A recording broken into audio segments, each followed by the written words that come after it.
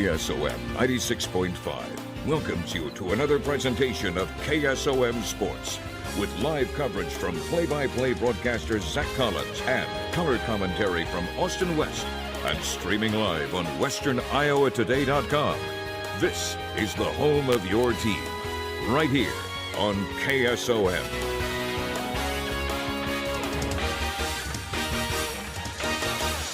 Good evening, ladies and gentlemen. We are live from CAM High School in Anita, Iowa for tonight's Rolling Valley Conference girls basketball matchup featuring the visiting team on the scoreboard, the 4-10 Boyer Valley Bulldogs, who are coached by Cody Freeland, and the home team, the 11-2 CAM Cougars, who are coached by Joe Wallum. Welcome to this Rolling Valley basketball matchup between the Boyer Valley Bulldogs and the CAM Cougars. I'm Zach Collins alongside Austin West as we're just about 15 minutes away from the opening tip-off as we start with our KSOM basketball pregame show on KSOM 96.5 FM and video streaming live on Western Iowa Today TV, powered by Nishanet.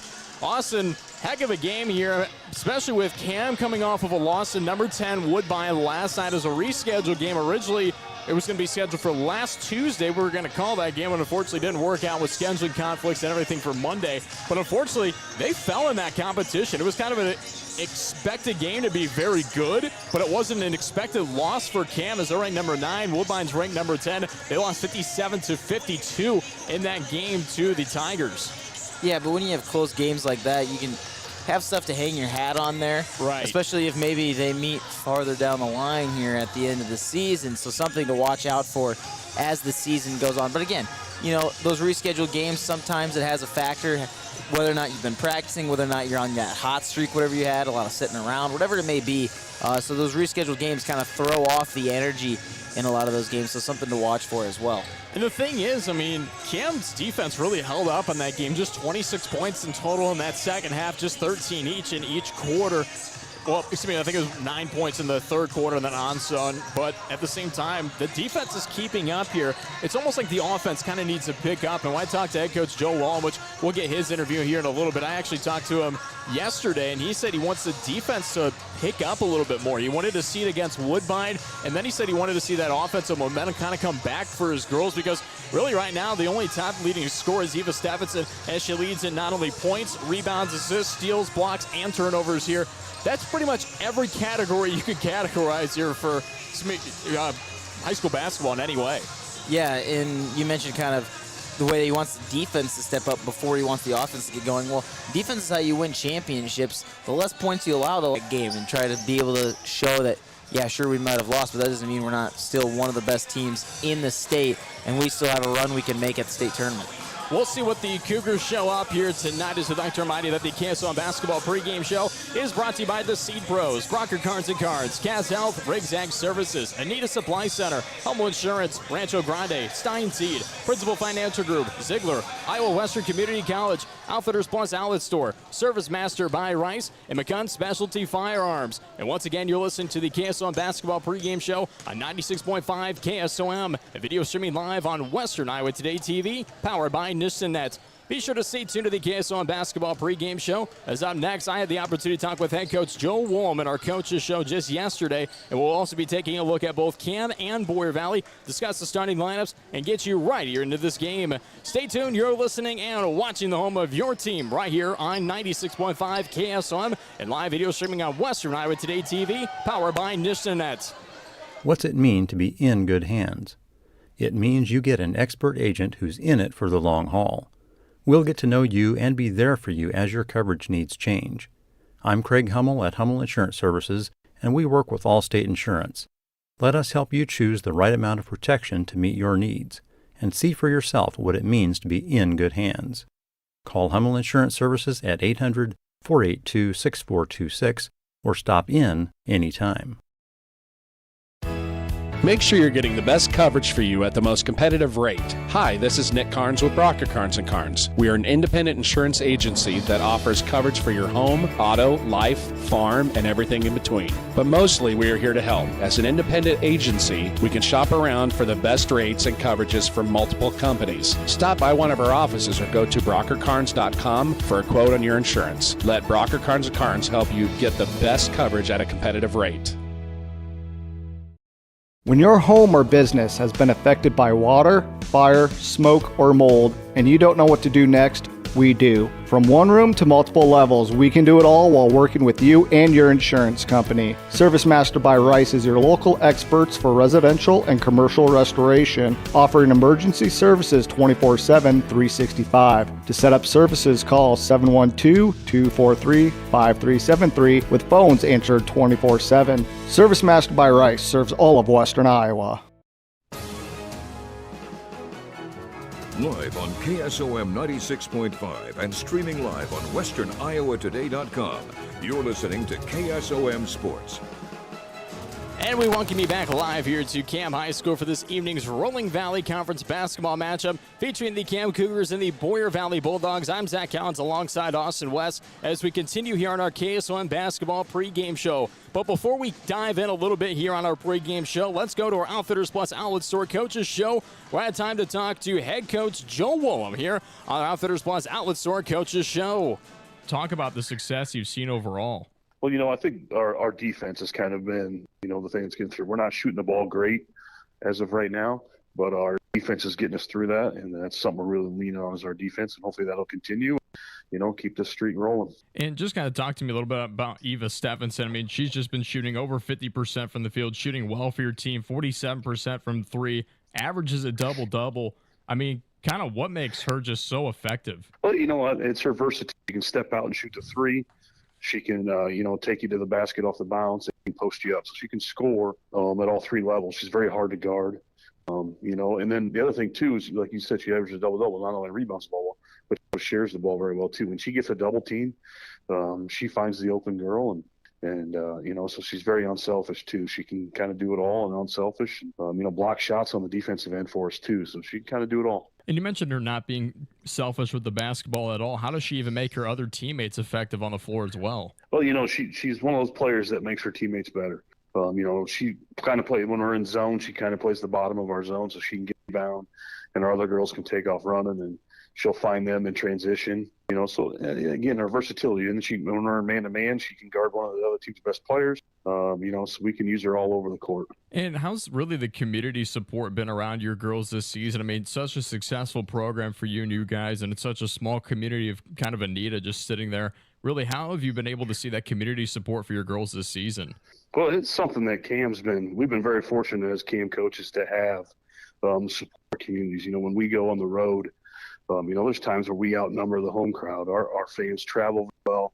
They support us very well. They love coming to games, and we are very fortunate to the community we do. Just kind of talk to me a little bit about Tuesday. You've got a game coming up against Boyer Valley. We'll actually be covering that game at your school, of course, as we'll stick to the original schedule as things have gone crazy and we've thrown games everywhere. But just kind of talk to me about how much kind of tonight's game even means for going into tomorrow's game against Boyer Valley. Well, yeah, definitely. You always want to have momentum on your side. So, if we keep going, and then Tuesday's game versus Boyer Valley is also our pink out night. Our sports club does a fantastic job raising money, for all types of cancer awareness and cancer research. So it's a great event, and, first time we Boyer Valley doing it, so they're going to kind of see how our sports club and our community, really rallies around this event. When you walk your fields this spring, will each plant have emerged consistently? Ensure consistent emergence of every plant by managing residue, firming seed, and controlling downforce with precision planting upgrades for your planter so that every seed gives you return on investment and isn't left to chance. Transform your planter with Riggs Ag in Lewis and get the best stand you ever had. Call Jim Riggs at 712-254-2408 today. Cass Health in Atlantic, Iowa is a nationally recognized hospital, and we are proud of the awards and all of our recent accomplishments. But do you know what drives us to be the very best? You. We're passionate about helping our patients heal and feel their very best at any age and any stage of life. Cass Health, neighbors caring for neighbors. At Outfitters Plus in Atlantic, you'll find all the latest in custom apparel and headwear. Head to Outfitters and work with the design pros to make your customized tees, team apparel, and personalized swag for your business a reality. Whether it's fan apparel for your high school or youth sports teams, your business, or you just want to make something your own, you'll have everyone saying, "Where'd you get that?" Don't forget, Outfitters will also add your group store online to make ordering a breeze. Get personalized at Outfitters Plus Outlet Store in Atlantic. Stop by today. Live on KSOM 96.5 and streaming live on westerniowatoday.com. You're listening to KSOM Sports. And we welcome you back in here to CAM High School. I'm Zach Collins, sitting alongside Austin West right here on our KSOM pregame show. And Austin, of course, let's just get into the starting lineups here as we're going to start with the visitors on the scoreboard tonight, the Boyer Valley Bulldogs. They're coached by Cody Freeland, assisted by Tyler Sharp here for Boyer Valley. Number 5, Maria Buck, the 5'4" junior guard. Number 13, Lauren Malone, the 5'6" senior guard. Number 31, Jessica O'Day, the 5'8" senior forward. Number 35, Maria Falcena, the 5'10" junior forward, averages around 7.8 points per game. And number 41, Jenna Mitchell, the 5'8" freshman forward. So a lot of young talent here on this Boyer Valley team as we kind of flip over to the other side for the CAM Cougars. A lot of experience on this CAM side of the floor as they're going to be led by number 10, Eva Stephenson, the 5'9" senior guard. Number 12, Carly Dennis, the 5'5" senior guard. Number 14, Meredith Rich, the 5'5" senior guard, averages around 8.5 points per game. Number 30, Emma Fulman, the 5'7" senior guard. And number 32, Kieran Nichols, the 5'9" senior forward, who averages around 9.7 points per game this season. So kind of looking at that, it's going to be a different night here for both of these teams. I'll be very interested to see kind of how CAM comes into this competition, especially after falling in their last one there to Woodbine. Yeah, and again, we've mentioned it before, kind of how we want these teams to just kind of step up a little bit again following that loss last night. And again, these are two big nearby rivals, again, conference rivals as well. So going to be interesting to see how they match up here tonight. We'll see how things kind of match up here tonight, as you mentioned, as they're starting to get into some of the starting announcements here for this competition tonight. As we've got a pretty packed house here. It's great to see a big packed house. It's something you really like to see.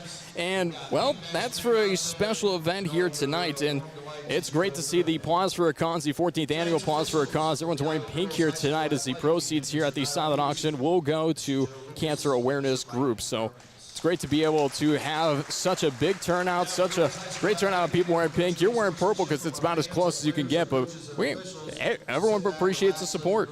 Yeah, the only pink I have is a Miami Heat Jimmy Butler jersey, and I figured that would be inappropriate to wear tonight, so I went the next best I could, which is purple, closest that I had.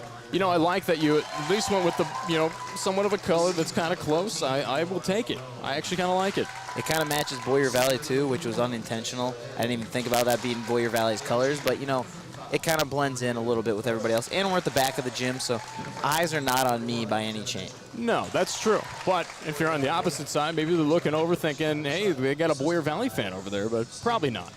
Probably not. They're probably more impressed that the game is being so well called.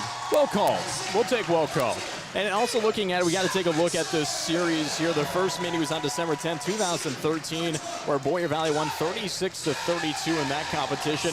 CAM currently leads this series 13-6 overall, according to GoBout. And, well, it's been quite some time that we've seen Boyer Valley take a win here over the CAM Cougars. And just looking at some of the team rankings, CAM is ranked 9th in Class 1A, 87th overall in the state of Iowa. Boyer Valley ranked 61st in Class 1A, as they are currently sitting at 259th overall in terms of the state rankings. As we're going to play the national anthem live for you right here on 96.5 KSOM and in the video live stream at Western Iowa Today TV.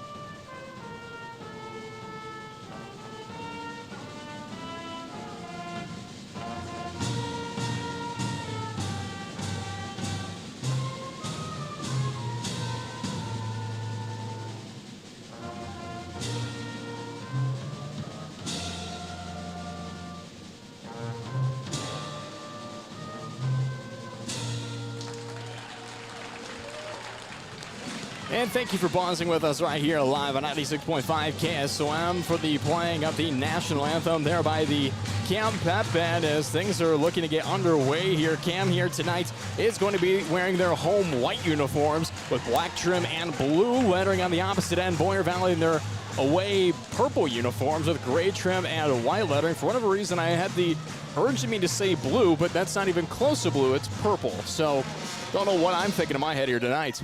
Maybe a little bit of the CAM colors slipping into your mind there a little bit because CAM is technically one of their colors blue. That's true.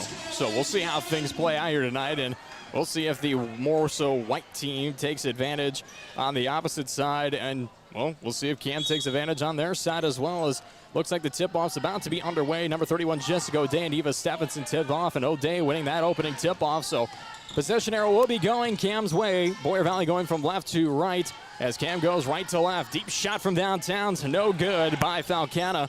This one a save on the near side, and what a save it was by Carly Dennis. So CAM coming down the floor with speed is Kiara Nichols. Whips it to the near corner. Stephenson from downtown. That's no good. Rebound underneath by Meredith Rich. Whips it on out. Kiara Nichols from downtown. That rolls around no good. And Boyer Valley able to haul a rebound in some traffic, and a foul's going to be called. Nice job there by O'Day just to get within the traffic and able to haul something in, as a foul's going to be called. Number 30, Emma Fullman, to start things off. Her first and the team's first of this competition. Still nothing on that Seed Pro scoreboard. Remind you that the Seed Pro scoreboard is always brought to you by the Seed Pros. By your side from the word go. As the CAM Cougars are currently trying to go down the floor. A block away touch there for a second. Meredith Rich gains control of the basketball once again. Gets it to Fullman, back to Rich, and loses control once again. Just a miscommunication here. CAM struggling a little bit with the miscommunications early. Yeah, it's going to be a tough start for them. Again, they looked like one of the best teams in the state coming into this game, and now it's a lot of miscommunications for both sides. And a travel call there, so another turnover as CAM gets the basketball right back in their own hands. Really didn't even have to do anything in terms of a defensive presence. As they're going to whip it in, still scoreless here in the first quarter. Eva Stephenson whips to the far side of Meredith Rich. Goes on back, top the key to Fullman. Now to Dennis, she goes from downtown. That one airballs. Touch on the basketball goes out of bounds. This last going to be touched by Malone here at Boyer Valley. So it'll be CAM basketball on the far baseline.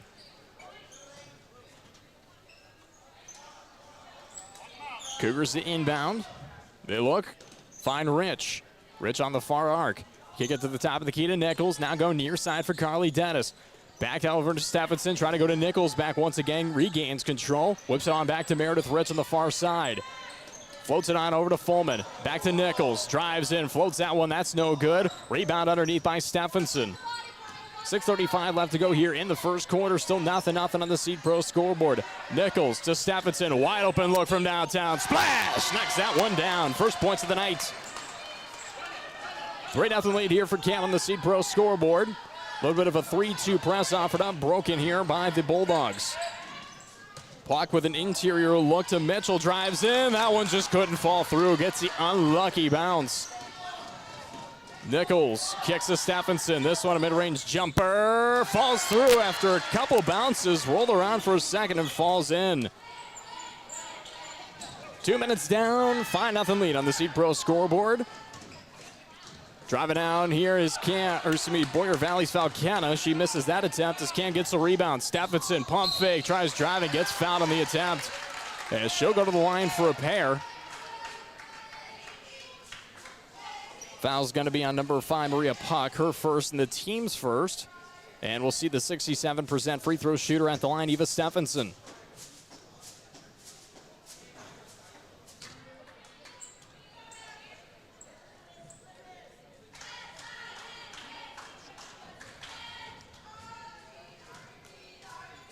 And Austin, I mean, kind of just looking at this game overall so far and finally knocking this one in, Stephenson has been kind of just rolling with the punches here early.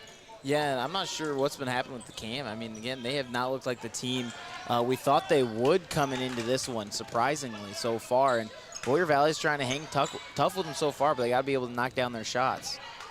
Bulldogs still have not knocked down anything here as it's 6-0 on that Seed Pro score, but another turnover as Dennis pulls in that basketball. Gets it to Stephenson. Turn around, up and in on the left hand. What a pass by Dennis, but an even better turnaround there by Stephenson. Bulldogs push this basketball up the floor. Try to look to the top of the key as they whip this one on over to the far near side. Now far side from downtown. That's just short by Malone.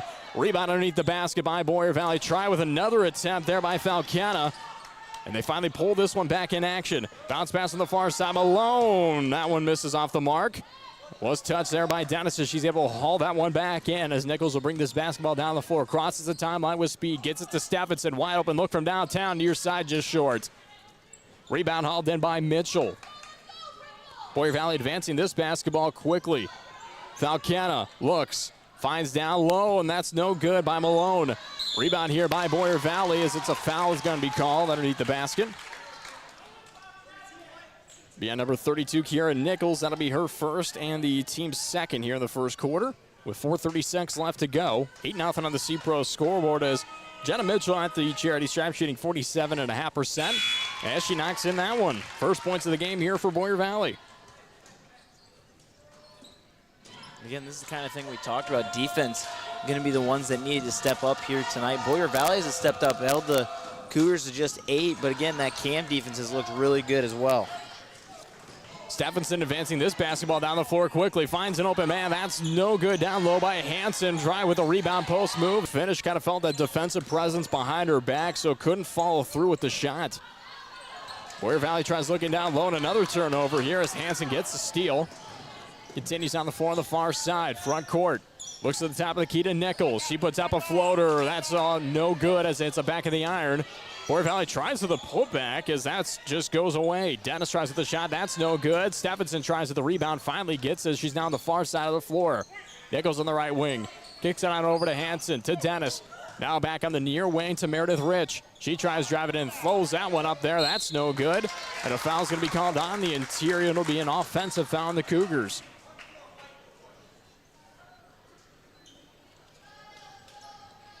It'll be number 14, Meredith Rich, her first. And the rebound game kind of deciding this one so far here early. 3:41 left to go here in this competition. You mentioned the rebounding game kind of being a big factor so far in this competition. Thrown out shot by Mitchell's no good. Saved on the opposite end here as Cam gets the basketball. Meredith Rich tries with it. She gets just about triple team. Finally pulls in the basketball. And they're finally going to call a foul. She came falling down to the hardwood after about 3 Bulldogs just surrounded her. It'll be number 35, Maria Falcana. Be her first as we see number 52, Courtney Fullman check in here for Cam. Seeing that one was just kind of a takedown there. Looking like we were at a wrestling duel for a second. It kind of did look like it for a second, didn't it? Inside look for Cam as this one's rolled around for a second. Put back out here by Williamson. Kicked around the far, excuse me, that was Fullman. Kicked around the far side of the floor to Stephenson. Looks inside to Dennis, and it's going to be a foul call on Boyer Valley. As Dennis came crashing down to the hardwood, it'll be a foul on the floor. Be number 41, Jenna Mitchell. It'll be her first and the team's third. A lot of fouls here early in this game. 3:06 still left to go. Inbound goes to Nichols. That's off the mark. Rebound hauled in by Malone of Boyer Valley.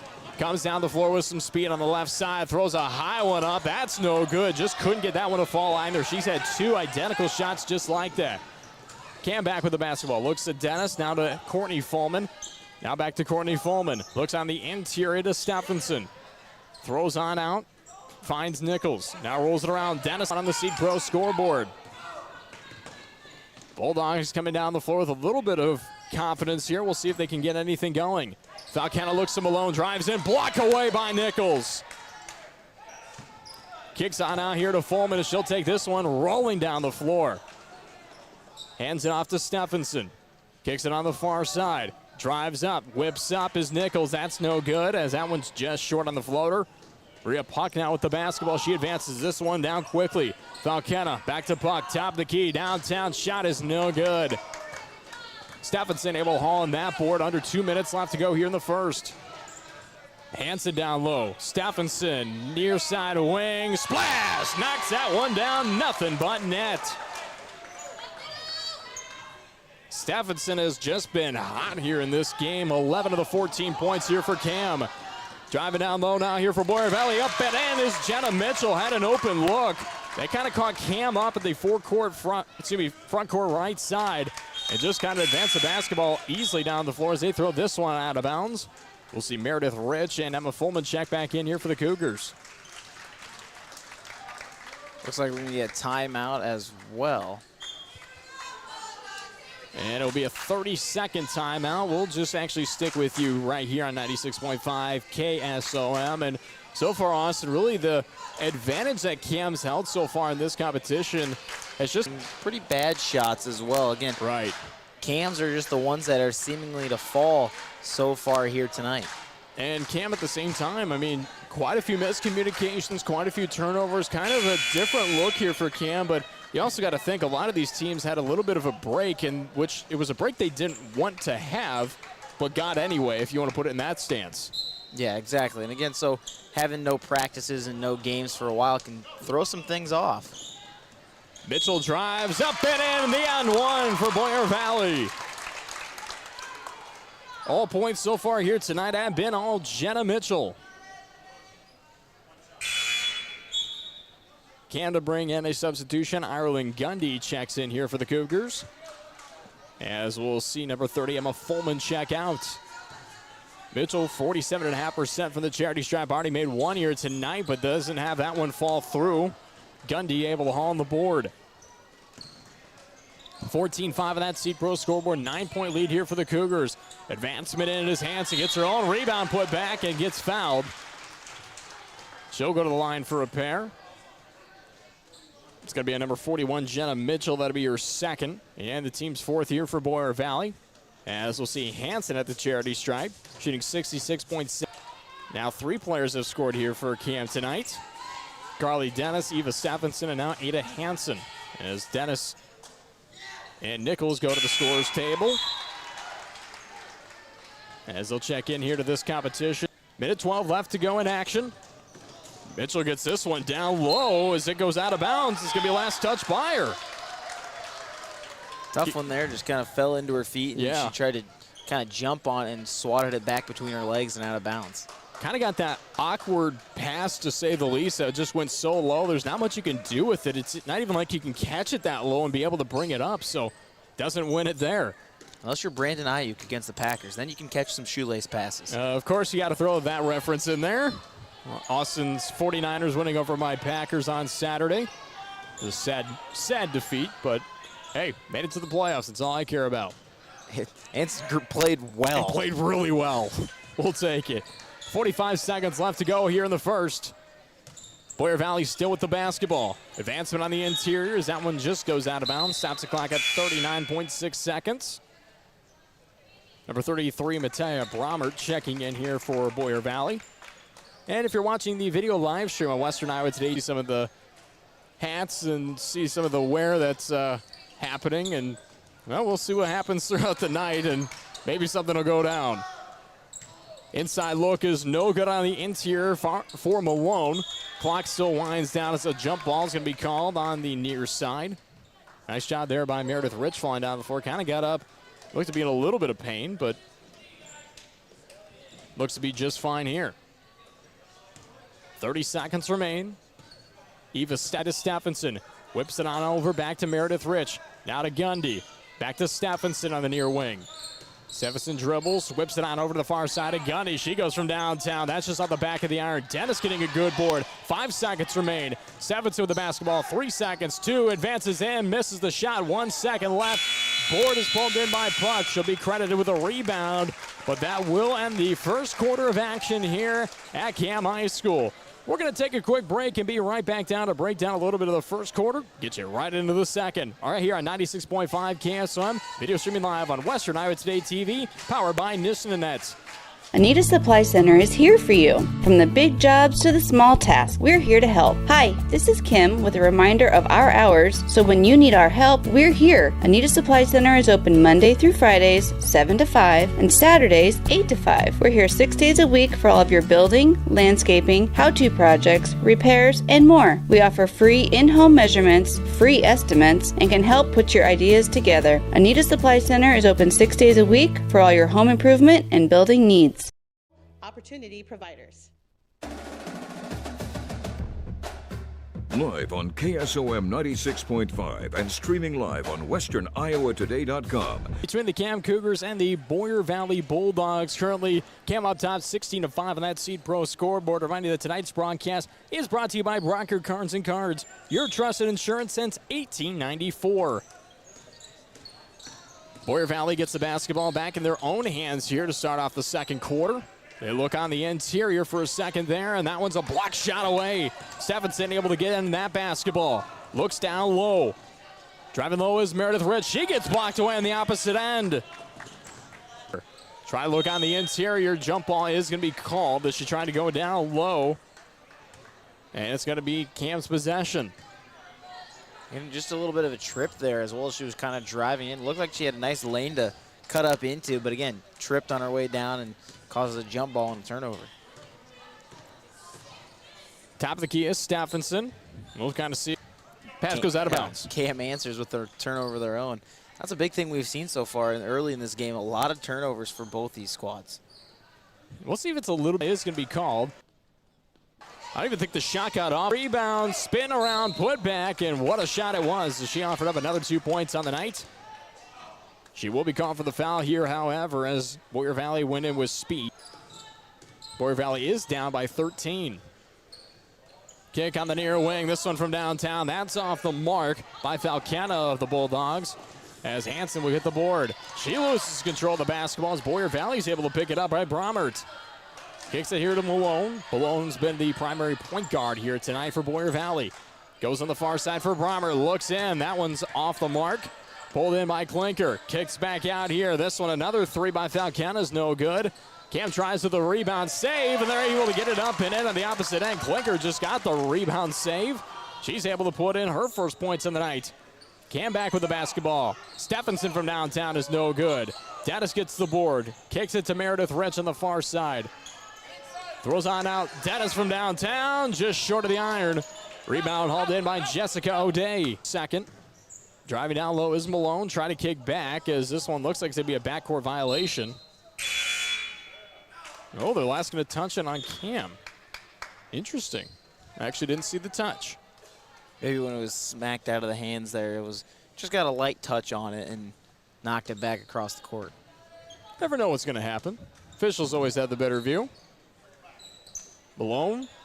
Kick on the near wing. Now looks in the near corner to Bromert as she tried to look in the interior. I like the job by Falcana there. She just kind of passed that one off, and good defense on the interior. Klinker to inbound on the near baseline. Kicks this one in. Spin up and just off the mark by there, and get involved to say the least. Yep. She gets lucky there. She wasn't even happy with the jump ball. Just kind of a floater by Nichols, and a turnover and up and in here for Ada Hansen. 4 points for Hansen here tonight. Brommer tries to look. Another turnover. Stephenson, I don't know where she is going with that one. Meredith Rich was kind of in the vicinity, but she was about a mile away, it felt like. Now she gets a turnover. Goes to Stephenson. Left hand up and in on the way up.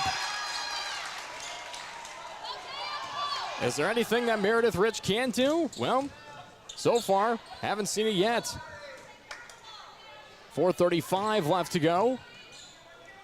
Pass in the near corner to Bromert. Bromert tried looking in the interior. This one slapped away for a second as Falcana throws this one out over the far side. Looks on the interior to O'Day as that one goes out of bounds. This last going to be touched by the Cougars. And a little bit about that transition we had down here on this other end.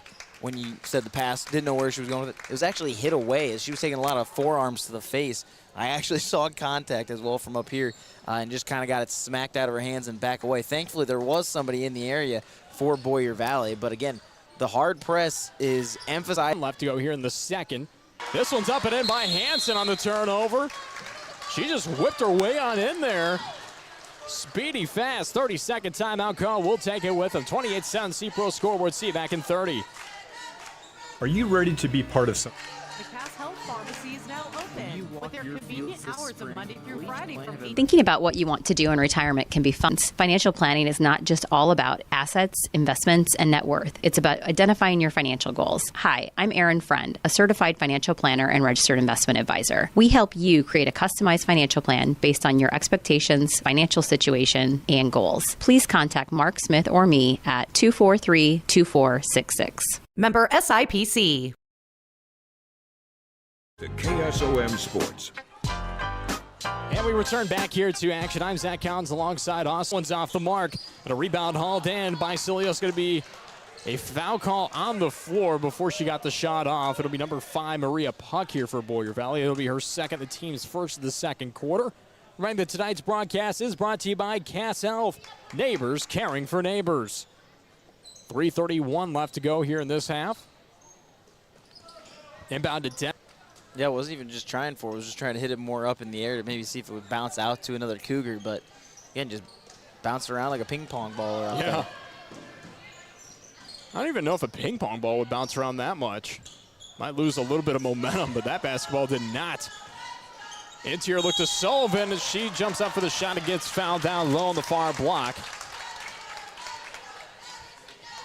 Yeah, number 10, Eva Stephenson. That'll be her second. And the team's second, both fouls We've had. Surprisingly, that one gets the foul. Right, and even Stephenson a little bit of disgruntled, to say the least, with the foul call. But, hey, you can't win them all.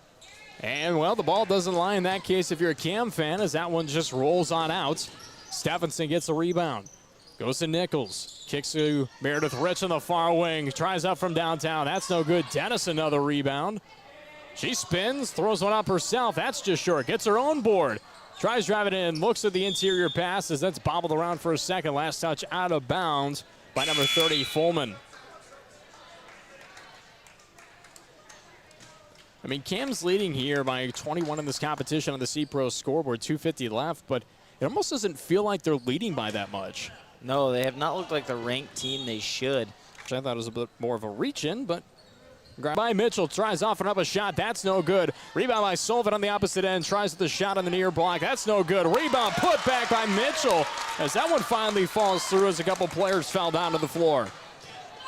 Short of the rim as it touches just down low. Rebound here for the Bulldogs as Malone will come down the floor. She gets it to Puck. Puck tries driving on the right side, gets double teamed down low, kicks back out to Malone. Interior look now to Mitchell. Fake spins in. That's no good. Sullivan fighting down low with Nichols as a jump ball is going to be called. Possession arrow still going Boyer Valley's way. Again, it's really going to be Kara Nichols getting aggressive down there underneath the hoop as she was the one on the floor last time and was tackled again like we saw earlier with the takedown on this end for Boyer Valley. Same kind of play. Mid-range jumper by Puck is no good, but an offensive board once again here for O'Day. Tries driving in and a foul is going to be called. I like the shot take by her. That'll be a foul here on the Cougars. Looks to be number 32, Kieran Nichols. That'll bring up her second and the team's fourth. As we see O'Day head to the charity stripe, 42% from the free throw line as the first one knocks in.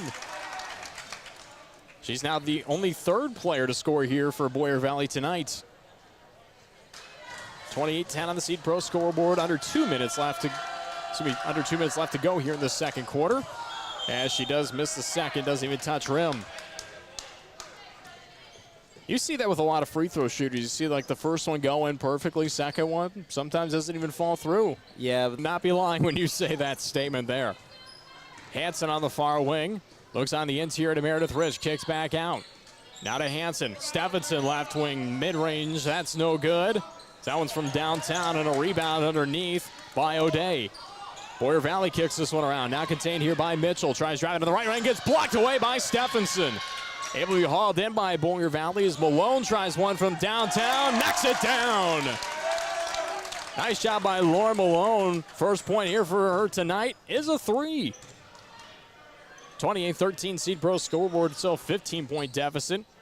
Just about a minute remains here in this second quarter. Stephenson to Dennis. Whips it back up top of the key to Hansen. Looks into Rich. Now back, floats this one out to Hansen from downtown. She knocks that one down with an answer back. Might want to call this game the Stephenson-Hansen combo game. These two playing lights out here so far tonight for CAM.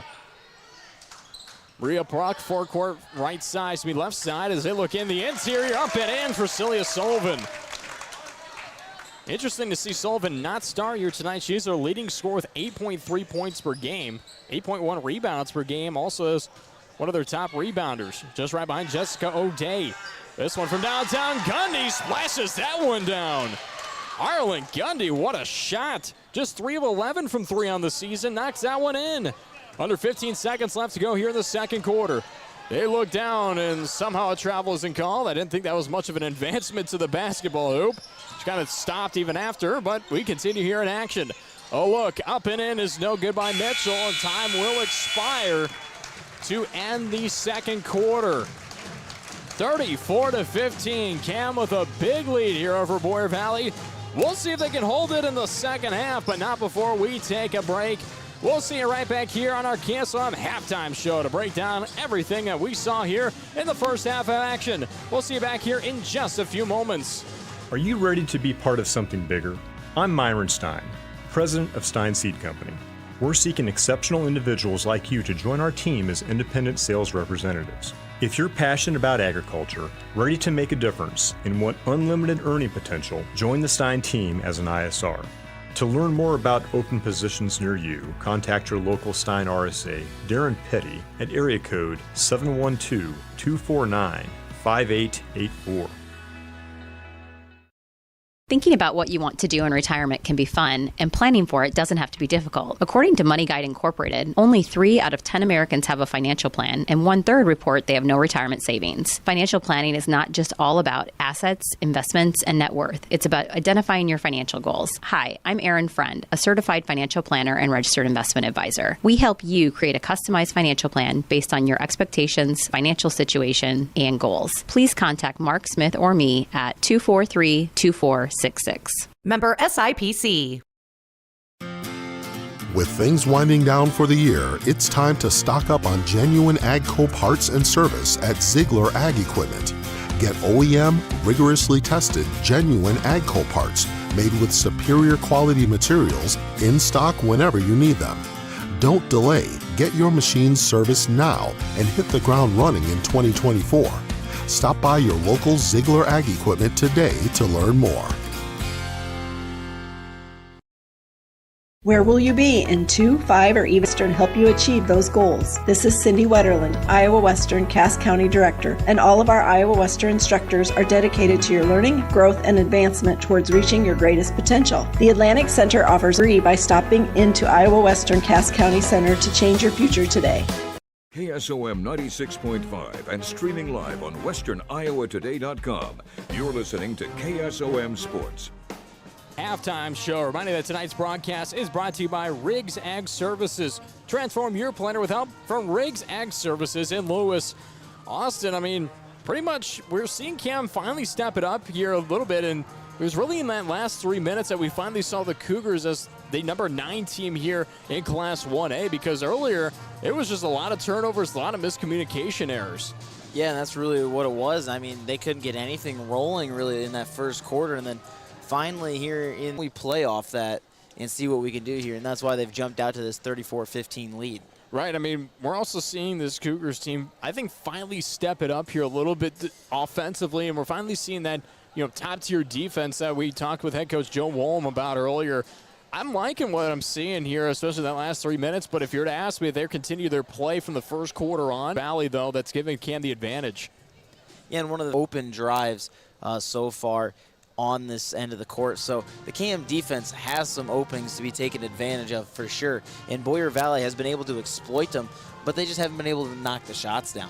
But I got to think about this too, and I got to ask you about this. The rebounding game, especially on the defensive side for CAM, has not been very good. I think they've allowed too many offensive boards for Boyer Valley here in this competition, especially on the missed shots. And I don't think they're boxing out well enough. Do you kind of think the same? Yeah, I would agree with that, but they've been aggressive down there, even if they're not boxing out, which has been a big thing from Kieran Nichols. I mean, she's been aggressive down there. She's taken a couple falls. She's ripped a couple balls away, a lot of jump balls down there as well. So something a lot for both these teams so far. They're letting them play.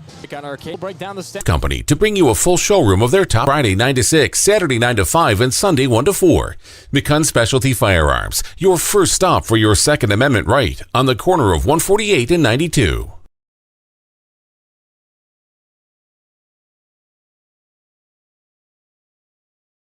What's it mean to be in good hands? It means you get an expert agent who's in it for the long haul. We'll get to know you and be there for you as your coverage needs change. It means to be in good hands.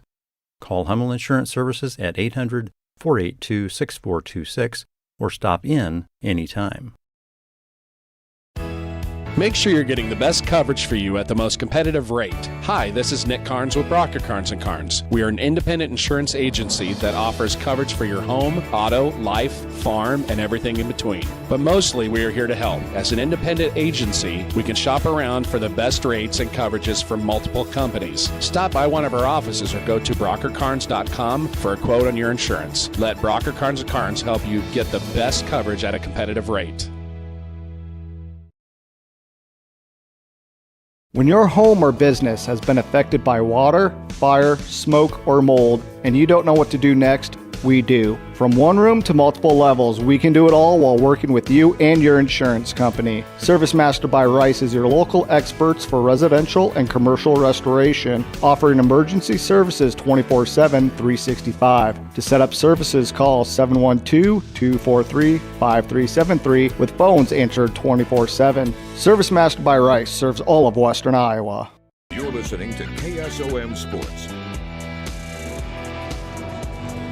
And we'd like to remind you that tonight's broadcast is brought to you by Anita Supply Center, your home enhancement store. We are here to help. I'm Zach Collins alongside Austin West here as we're just about underway for the second half, but we join you back here on our KSOM halftime show. Currently 34-15 on the Seed Pro scoreboard. CAM leads in this game, and of course, let's start with the leaders on the scoreboard, the Cougars, to break down some of the stats of the first half. Off steals on that left side, which have been really hard. Has 2 assists, though, on the night as well, give or take once the night.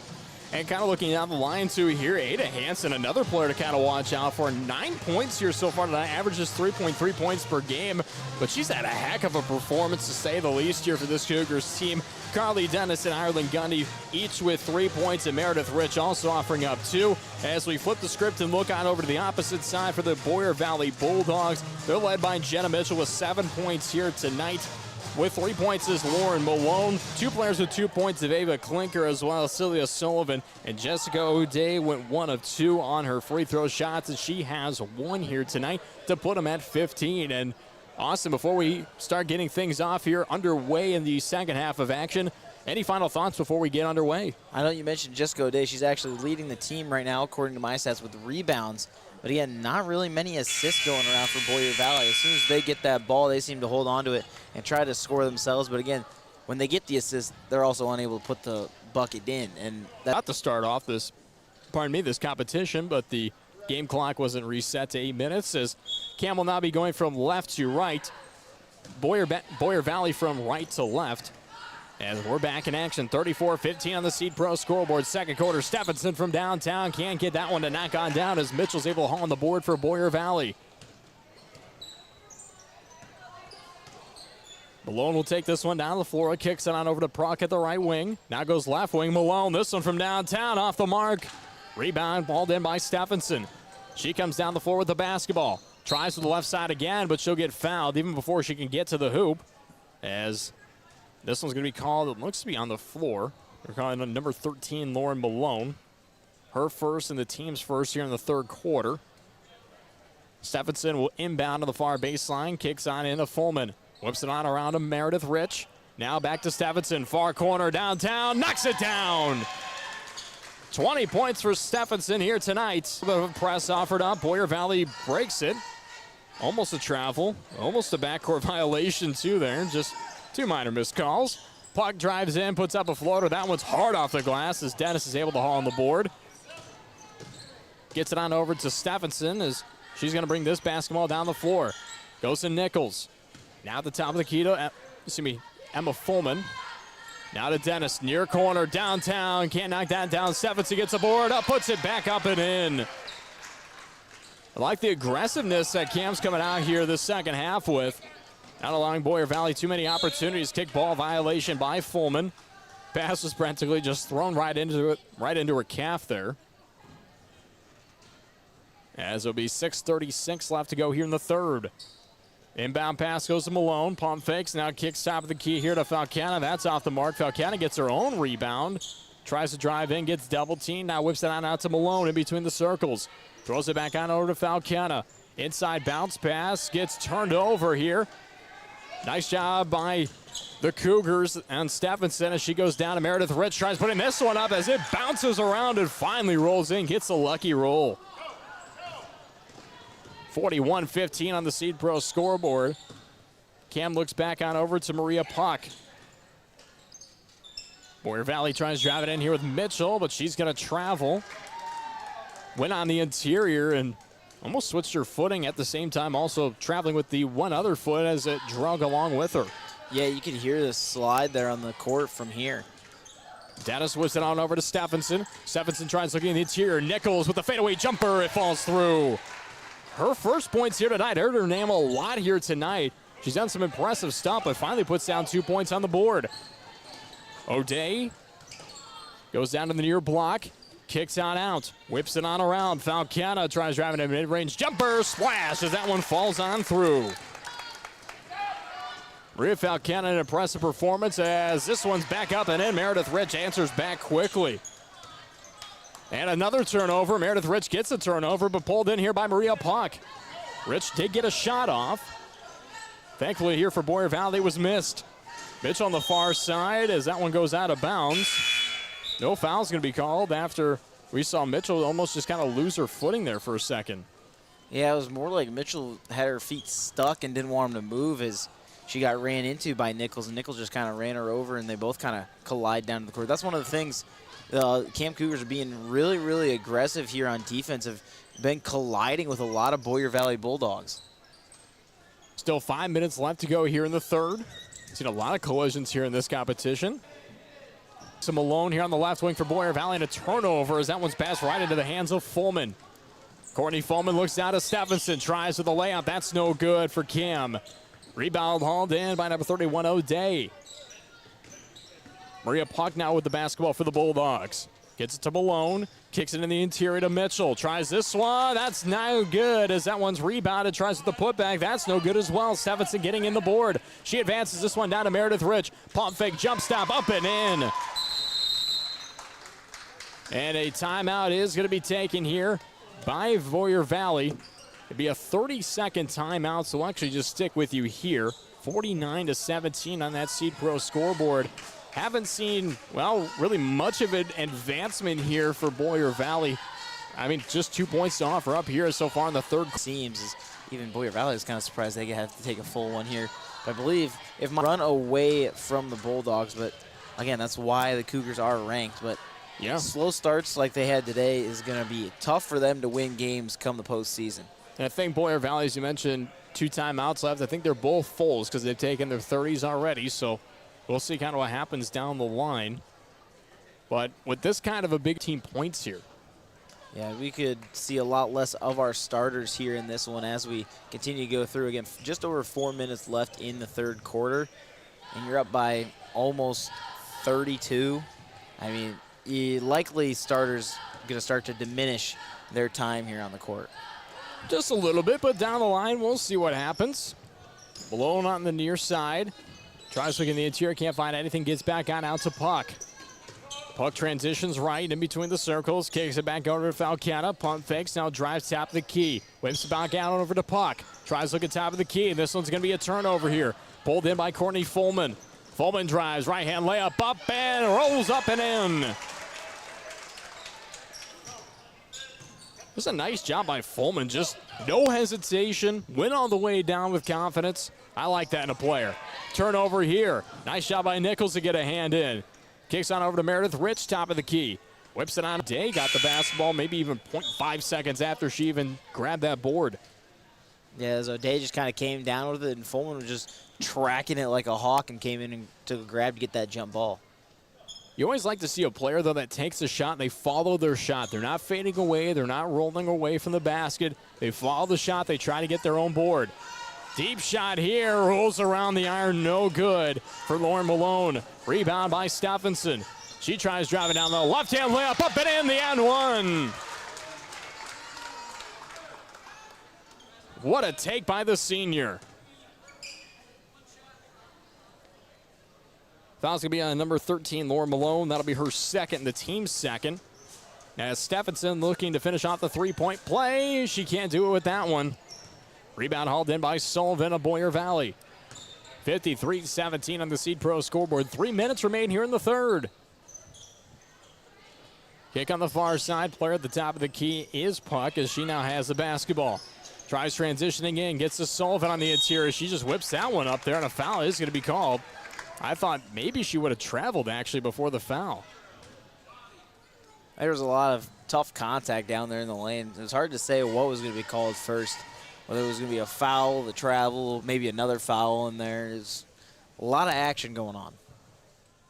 Sullivan knocks down the first. That one finally falls through.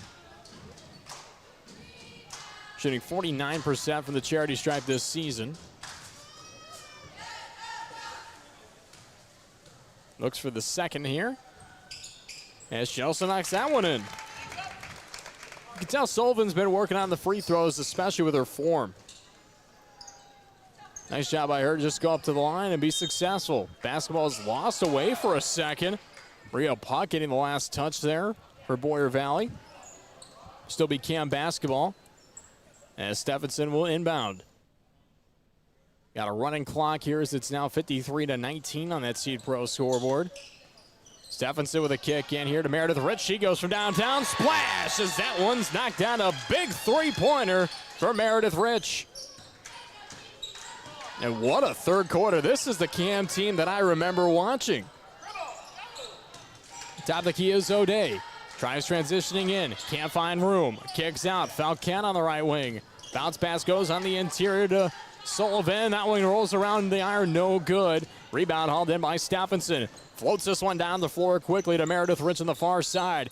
Quick pass over to Nichols. Now to the near corner. Missed by Dennis. Rebound underneath by Sullivan. Kick on out here to Lauren Malone. Just a minute 40 left to go. 56-19 on the Seed Pro scoreboard in the third. Kick goes back over to Falcon on the right wing. Top of the key to Maria Puck in between the circles. Receives a screen. Rolls off of it. Tries for Sullivan. Touch away by Stephenson. This one now a jumper. Up and in. Good for Falcana. Almost lost my words for Stephenson. The star player here on the Cougars team, and I almost botched her name for some reason. It's not even, like it's a hard name. It's like just saying Collins. This one, a long-range jumper's no good. Rebound offensive board by Gundy. Dennis looks on the interior to Nichols. Kicks back out. Dennis near wing. Shot is off the mark. Pulled on in by O'Day. Under a minute left to go here. Tries looking on the interior to Sullivan. Gets blocked away, but Nichols is going to be called for the foul. A little bit too much contact there, even after that block. Yeah, and again, we've seen a lot of blocks just like that one, and it's been about 50-50 if the fouls have been called on those. Sometimes you win the call, sometimes you don't. Nichols picks up her third foul. We'll see Sullivan at the line once again. And she misses the first, went perfect the last time she's at the charity stripe. Mattia Brommer checks in for Boyer Valley. As number 31, Jessica O'Day will check out. Sullivan knocks in the second, splits the pair. Now 5 points for the sophomore on the night. Kick to Meredith Rich to the near corner. That's just off the back of the iron. Rebound by Nichols. Goes right back to Rich. She tries on the near side. That one's no good once again as it's picked on up here by Lauren Malone. Now over to Maria Puck on the opposite end of the floor. Kicks it to Sullivan in the far corner. Now to Puck. Receives a screen. Looks on the interior to Sullivan and another turnover here. Picked on up by Arlen Gundy. And another turnover as that one was stolen away by Boyer Valley. Kick to the top of the key. Contained by Malone. Now looks on the interior to Sullivan as she gets fouled on the shot. 7.9 seconds left to go. Nice job her, especially with her court awareness and time awareness, as that's going to be a foul on number 34, Eileen Gundy, her first and the team's third here in the third quarter. To be honest, I think it probably could have gone against Nichols, too. I think they were both getting kind of handsy in there on that one as there was a little bit of a spin by Sullivan there as she was trying to go in. Honestly, I thought it was going to be called on Nichols, and that would have been bad for her because she's already got 3 fouls on the night. I will remind you, though, those first 2 all came in the first quarter. So, I mean, she's had a pretty clean 2 quarters. Stephenson goes deep, knocks it down. That's a Caitlin Clark-esque move. Put a yardstick in between her and the three-point line and knock it down, as that's going to end the third quarter. 59 to 24 on that Seed Pro scoreboard.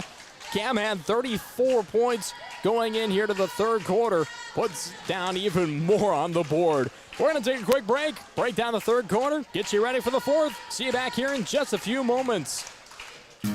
When you walk your fields this spring, we'll lead you planting upgrades for your planter so that every stand you ever had. Call Jim Riggs at 712-254-2408 today.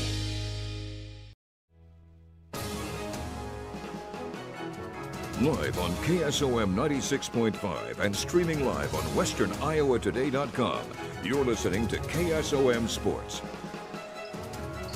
And we remind you that tonight's broadcast is brought to you by Hummel Insurance. Service is the difference with Hummel. I'm Zach Collins alongside Austin West, currently 59-24 on the Seed Pro scoreboard. Cam leads here in this competition, and, well, it looks like they're pretty much going to be taking this game into their own hands throughout the rest of this competition. Yeah, and I mean, that's really what we've seen since about halfway through the second quarter. They became, the ranked team we thought they were, as they start off the fourth with a miscommunication we haven't seen since the first. Right.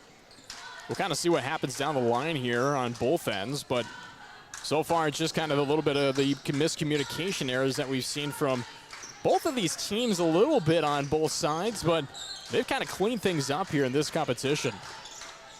In Boyer Valley, I feel like it's a lot less of miscommunication, just misplaced passes has been a lot of the turnovers and just some rough shots. Malone with a rough shot there on the rebound. Put back by Sullivan's no good, as Dennis now has the basketball for the Cougars.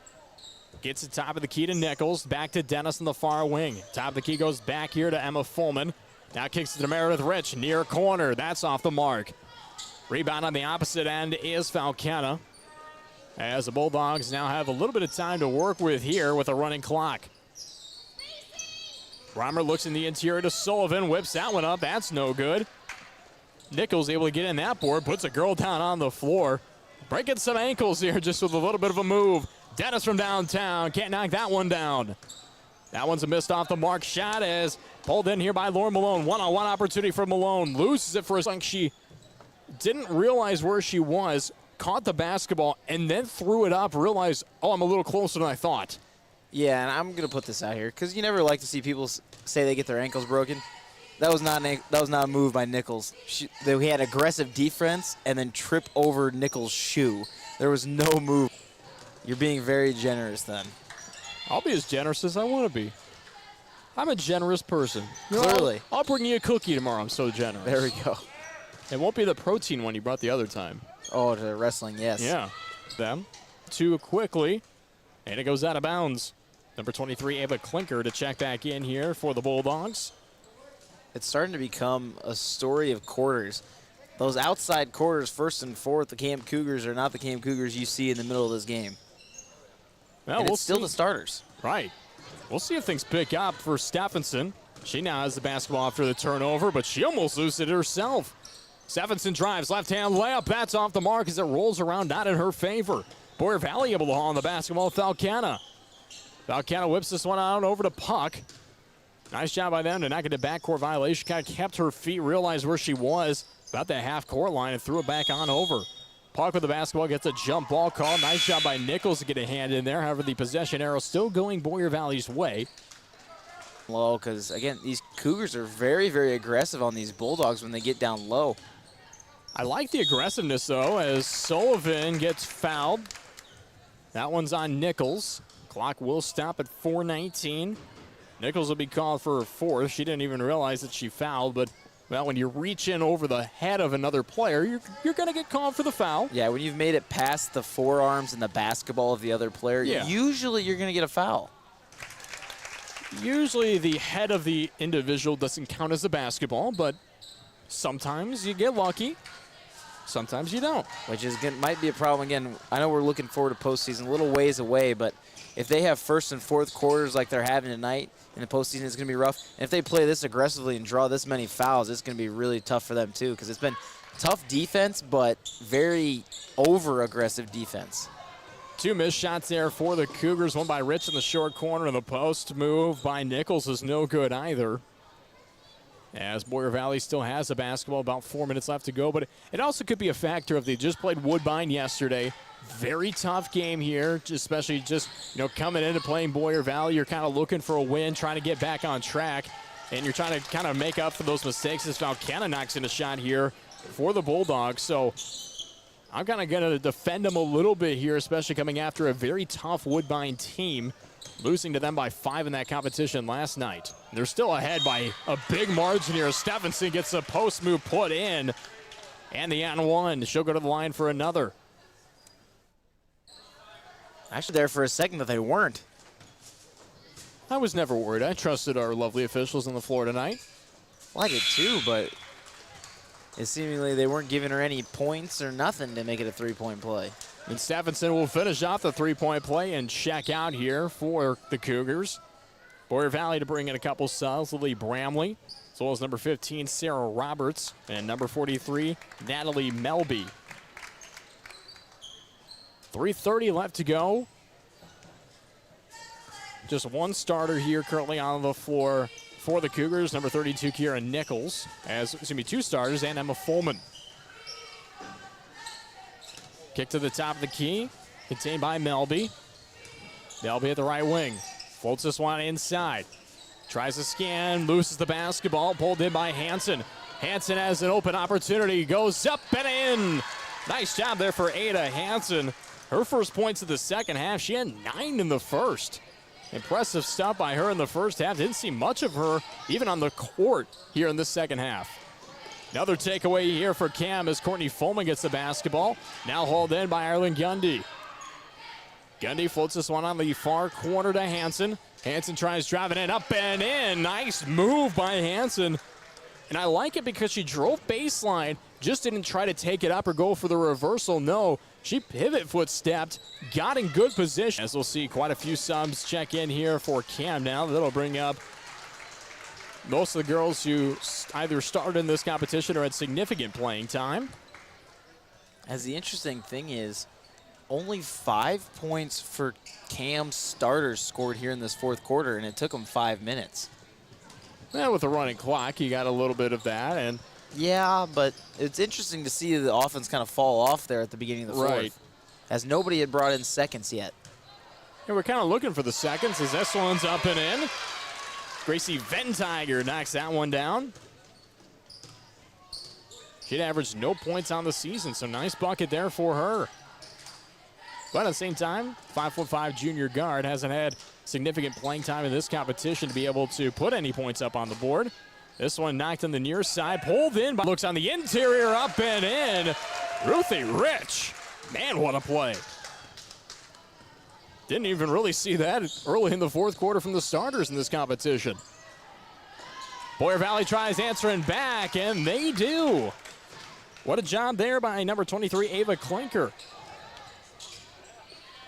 Boyer Valley gets a turnover here. Looks for a player. They find Melby. Looks to the near side, and it's going to be a travel by Melby. Clock will still continue to wind down as the Cougars will bring in a couple of other subs. Peyton Laporte will check in. Alongside number 24, Lindsay Cheney. Again, it was a good steal. Just unfortunately got batted too far away from her. And then the Cougars, there was 2-on-1, and they were just able to close her off. Shot from downtown is no good by Cheney. Rebound hauled in by Boyer Valley. Shot clock is turned off. They're going to look on over to Brommer. This one thrown on up, and that one just airballs out of the way. Clock still winding down. Now just about 15 seconds remain. As Cam's probably just going to try to inbound this one. This is going to be a takeaway here for Boyer Valley. And almost staying in bounds is Klinker, but he's going to be called out of bounds. Official looks like he might just hold on to this basketball to finish out the competition. And he will. 72-29, your final score on that Seed Pro scoreboard. CAM holds them down to below 30, and that gives Joe Woolen one of the defense to show up. Well, he sure had a heck of a defensive game right there. Or again, as we come down, again, they stay aggressive in the paint. It's fantastic to see that defense improve. It's great to see that, and at the same time, see the offense put down 72 points here tonight. An impressive number to say the least, an impressive game to say the least. It's kind of a good way to get back on track here for the Cougars after that loss to Woodbine, as that will bring them on over to their next competition against Stanton. Speaking of the boys, Anita Supply Center is here for you. From the big jobs to the small tasks, we're here to help. Hi, this is Kim with a reminder of our hours, so when you need our help, we're here. Anita Supply Center is open Monday through Fridays, repairs, and more. We offer free in-home measurements, free estimates, and can help put your ideas together. Anita Supply Center is open 6 days a week for all your home improvement and building needs. If authentic Mexican food is what you're craving, then come on into Rancho Grande in Atlantic. We're more than just tacos and margaritas, but we do make the best of both. We have appetizers, beef, chicken, seafood dishes, and desserts. Mixed drinks, wine, imported and domestic beers are on the menu too. Dine in or relax on the patio with family, friends, date night, or a quick stop before or after the game. Peace of mind isn't easy to have these days, unless you shop at McCunn Specialty Firearms. McCunn Specialty Firearms has teamed up with Iowa Safe Company to bring you a full showroom of their top-notch safes. Keep legal documents, family valuables, cash, and firearms safe from children, intruders, and fire. Put your mind at ease with Iowa Safe Company and McCunn Specialty Firearms. Amendment Right, on the corner of 148 and 92. Service at Ziegler Ag Equipment. Get OEM, rigorously tested, genuine AGCO parts made with superior quality materials in stock whenever you need them. Don't delay. Get your machines serviced now and more. Harlan. You're listening to KSOM. Tonight, it's been really on the opposite end. CAM just wins big here tonight. 72-29, your final score here from CAM High School for the girls game in action. As the Cougars win big, if you're just joining us here, I'm Zach Collins alongside Austin West. And Austin, CAM started off slow. We kind of talked about that a little bit before we went to the break, and they eventually kind of picked things up. Well, it was just a make early in this one, and then finally in that second quarter, they flipped it on. Team we know.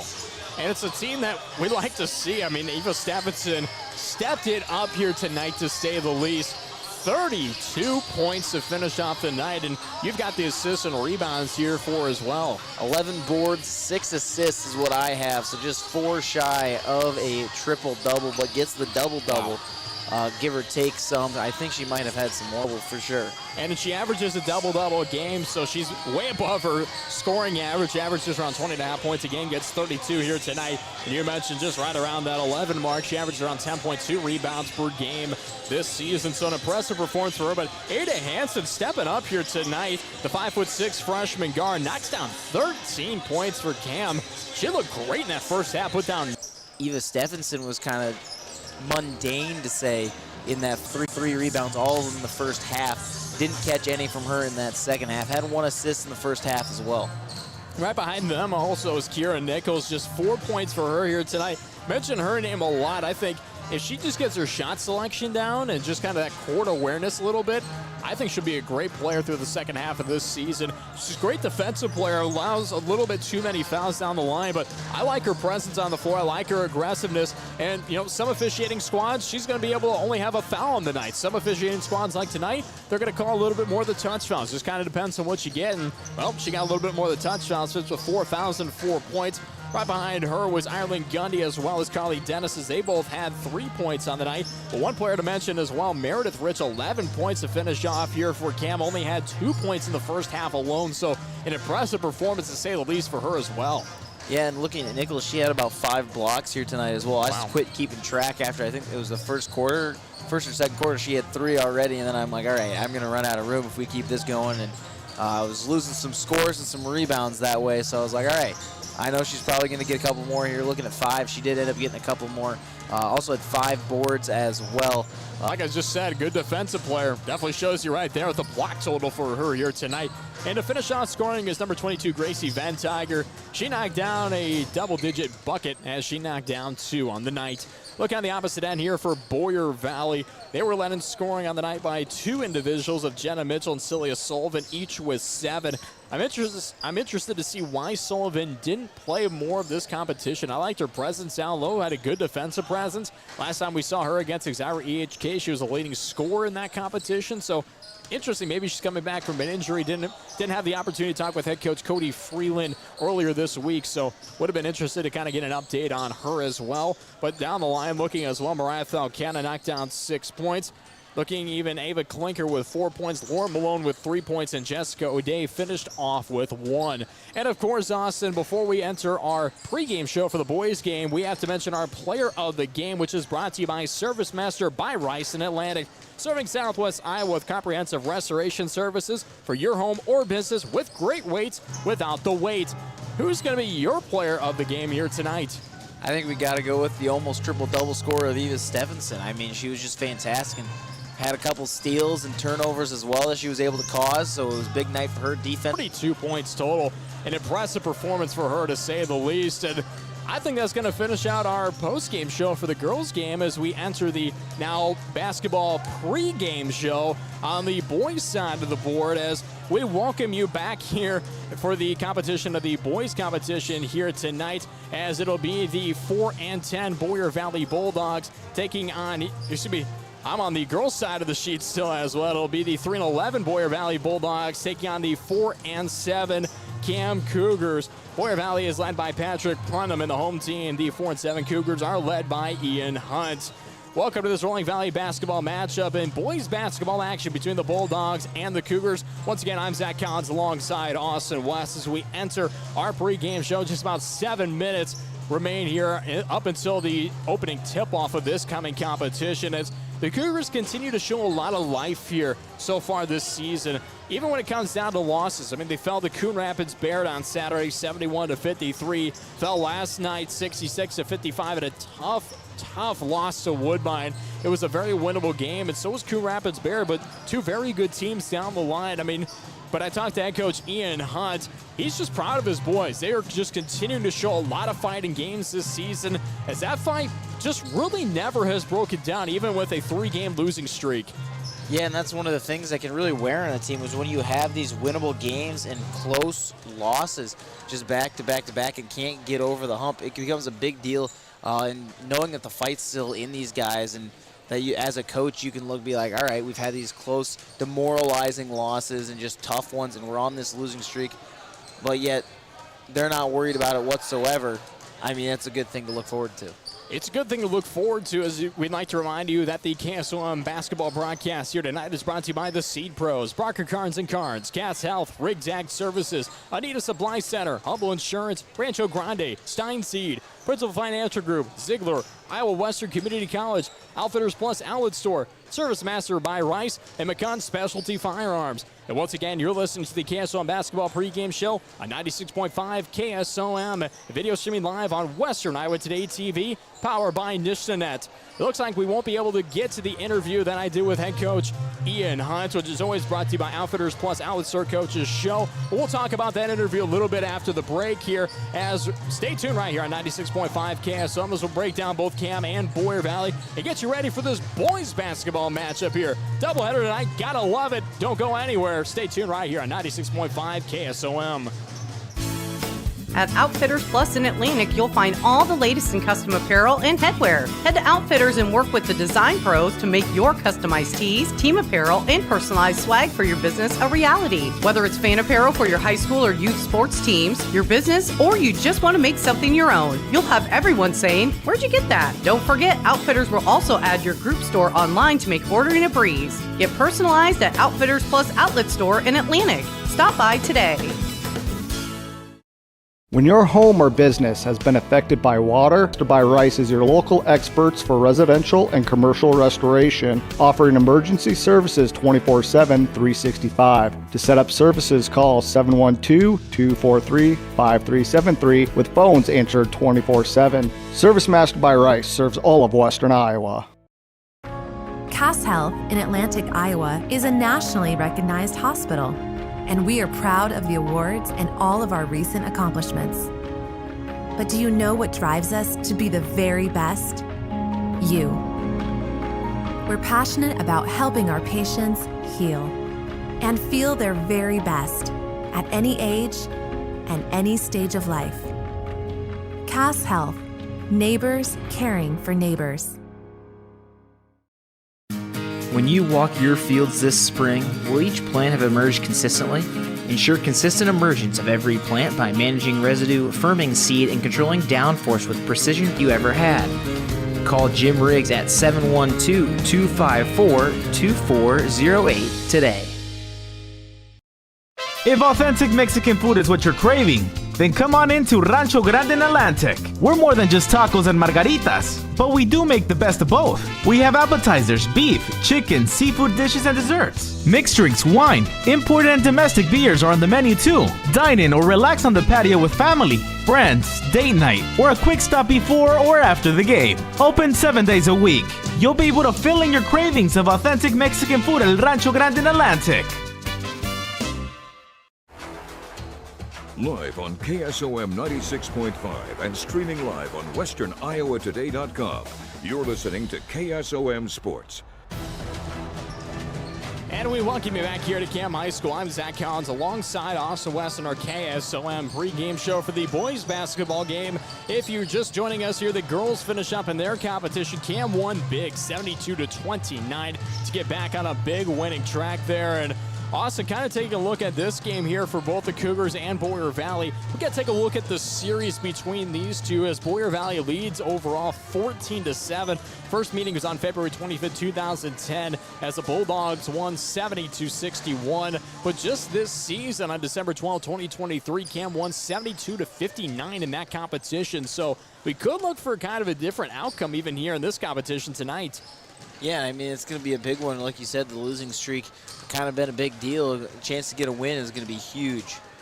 And, I mean, looking at my Collins call here tonight, I've got CAM winning 68-54. We'll kind of see if that matches up here with the score because, well, you look at the girls' game, I predict it to be 74-37. It was 72-29. So, hey, not too bad. That might be one of your closest ones of the season. I actually had one when I was at Griswold. I was off by 1 point with each team. Was that the one I missed? It was the one you missed. Of course it was. So maybe you're my bad luck charm for the Collins call. You got soup, you got a cinnamon roll, and you got your Collins call almost exactly right. Like, man. It's a good night, I'll tell you. Clearly, for you it was. For me, not so much. I was stuck home sick. That was a rough night for me. But thankfully, you're not sick for this competition as we look at some of the starters here tonight for both of these teams. We're going to start with the visitors on the scoreboard, the Boyer Valley Bulldogs, who are coached by Patrick Putnam, assisted by Mitchell Putnam. Looking at the starting roster here for this Bulldogs team tonight, they're led in scoring overall by number 31, Michael Davis, a 5'11" sophomore guard. He'll be one of the starters here tonight. Number 15, Tommy Hass, a 6' senior guard, averages around 7.3 points per game. Number 25, Levi Reinecke, the 6'1" sophomore guard. Then you got number 33, Tristan Burkhart, the 6'3" freshman forward, 7.9 points per game. And number 43, Ben Lance, the 6'3" senior forward, average around 7.2 points per game, 8.9 rebounds per game. So that's kind of a big factor to mention there as well. So pretty young squad here other than you've got Lance and Hast here, but Reinecke, Davis, Burkhart, you've got a freshman and 2 sophomores here in the starting 5. Hey, sometimes if you're able to compete like that, that's a good sign of a good team. We'll see how good of a team they are here tonight, especially matching up against this Cougars team with a little bit more experience down the line. Just one sophomore, number 25, Colin Bauer in the starting lineup. It's a 6'3" sophomore forward. averages around 12.1 points per game.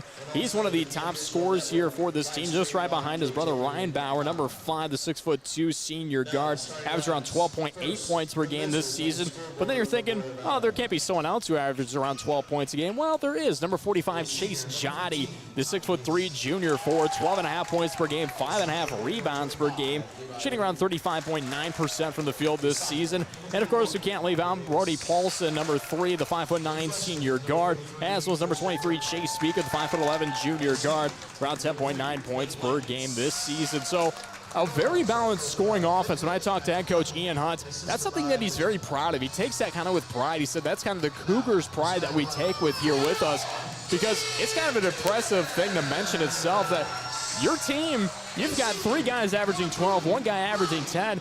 You can just realize that they're going to be consistent just about every night.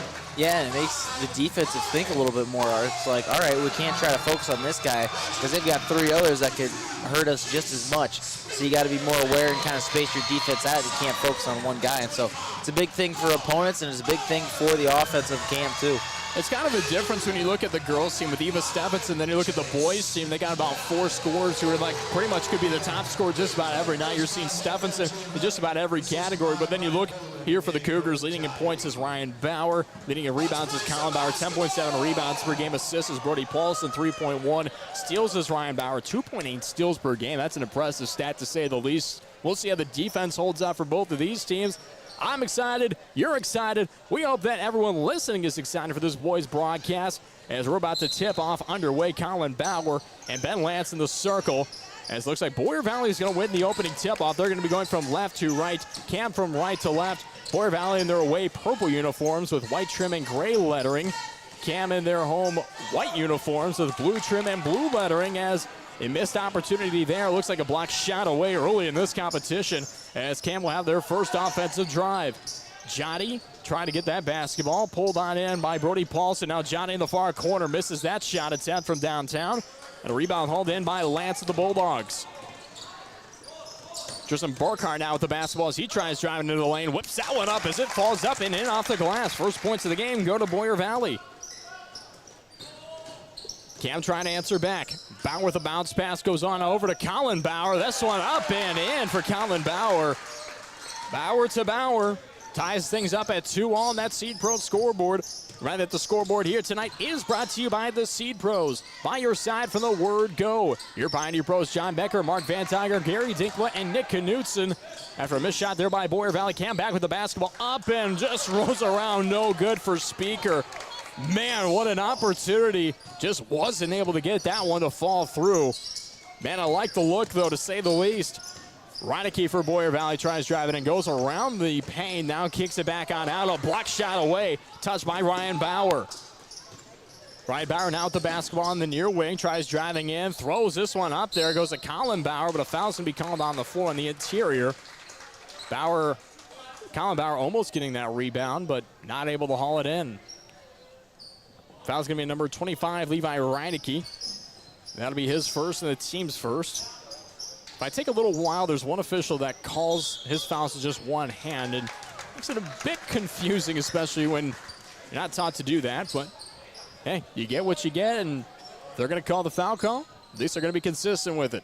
I was ready for the classic you don't throw a fit to follow that one as, you know, the usual rhyme, but you went a different direction with it. I'm trying to change things up sometimes. You never know what's going to happen. Got to change up every broadcast. If you're going to do it just, dull, you might as well just call yourself the Saltine broadcast and just go with it. But good saltine crackers go with some chicken noodle soup. True. Kicks this one out to the near side of Chase Speaker on the left wing.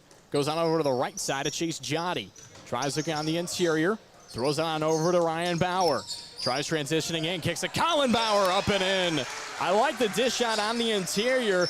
Kicks right to Colin Bauer. Just floats it up with one hand. 2-point lead now for Cam. Just 2 minutes down.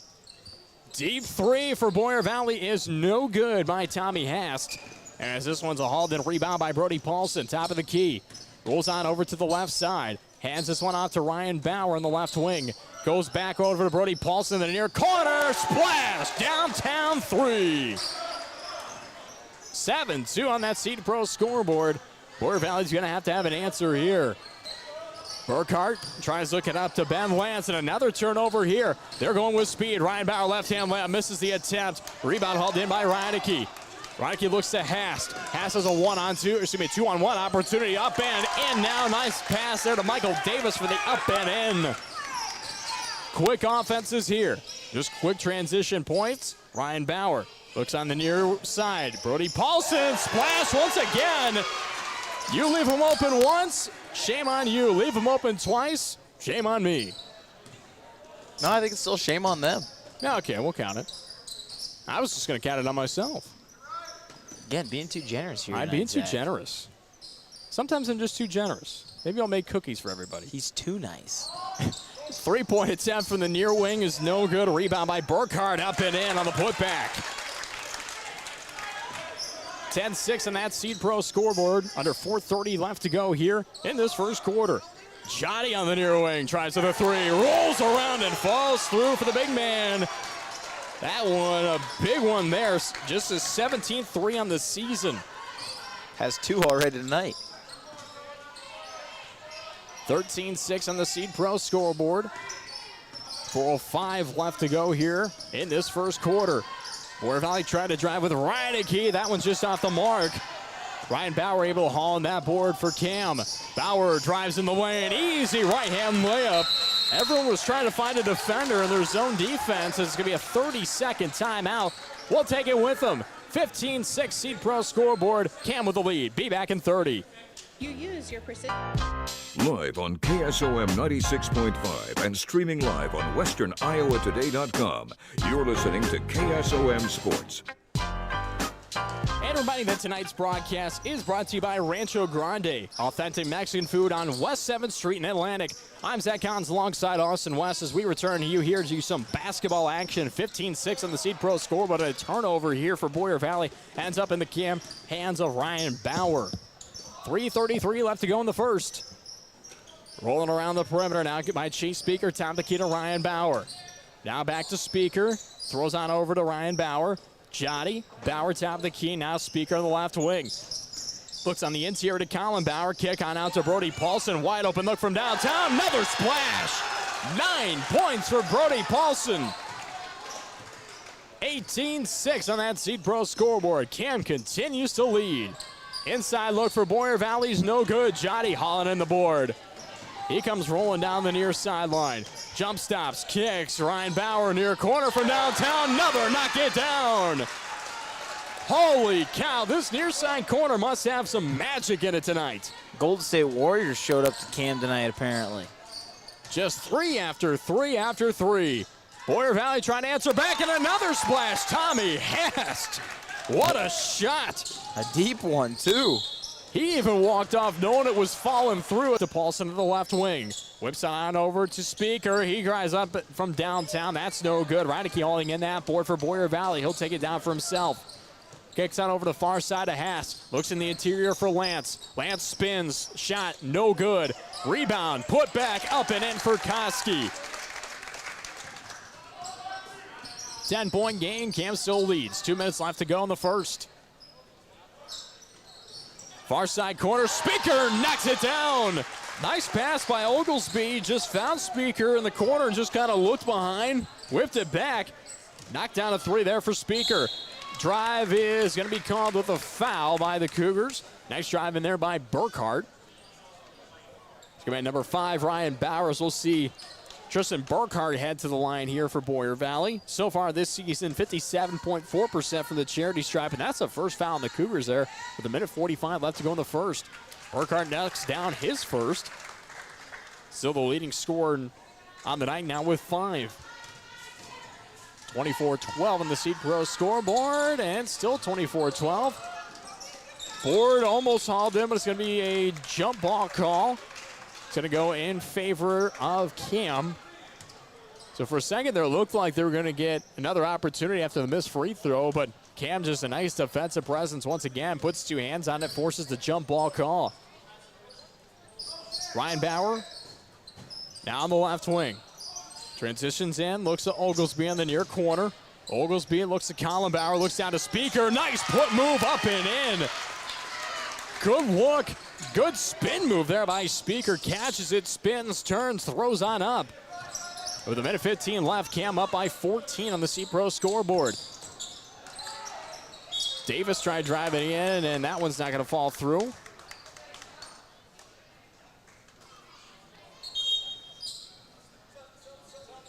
Boyer Valley getting the possession in their favor. McCade Paulson will check in here for the Cougars. 1:09 left to go, 26-12 on the Seed Pro scoreboard. As Reineke inside pass to Lance. Spins, looks at the opposite end, up and in as he's jumping in there is Brody Koski. What a play there by the freshman. You don't see freshmen typically make that kind of move on the floor. No, not a midair fadeaway, that's for sure. Inside look, Colin Bauer gets blocked away. Nice block by Koski. Not only does he make the shot, gets a block on the defensive end. 45 seconds left to go here in the first. Top of the key. Contained by Haas. Looks on the interior. Lance up and in. Ben Lance offers up his first points here tonight as the Cougars looking to try to answer back. Look inside. Ryan Bauer up and in. Nice dish by Paulson. Almost lost control of the basketball. Was able to kind of contain it, throw in, get the assist. Shot clock turned off. 20 seconds remain. Foul called. It's going to be on the Cougars. Once again, number 5, Ryan Ballard called for the foul. That'll be his second, the team's second. As we see Tristan Burkhardt check back in. Chase Speaker will check in for the Cougars. He'll go in for number 5, Ryan Bauer. 20 seconds even remain. Inside look. Try to drive up and in, and that's no good for Burkhardt, but he gets fouled on the attempt. He'll go to the line for a pair. It'll be on number 1, McCade Paulson with the foul. That'll be his first and the team's third.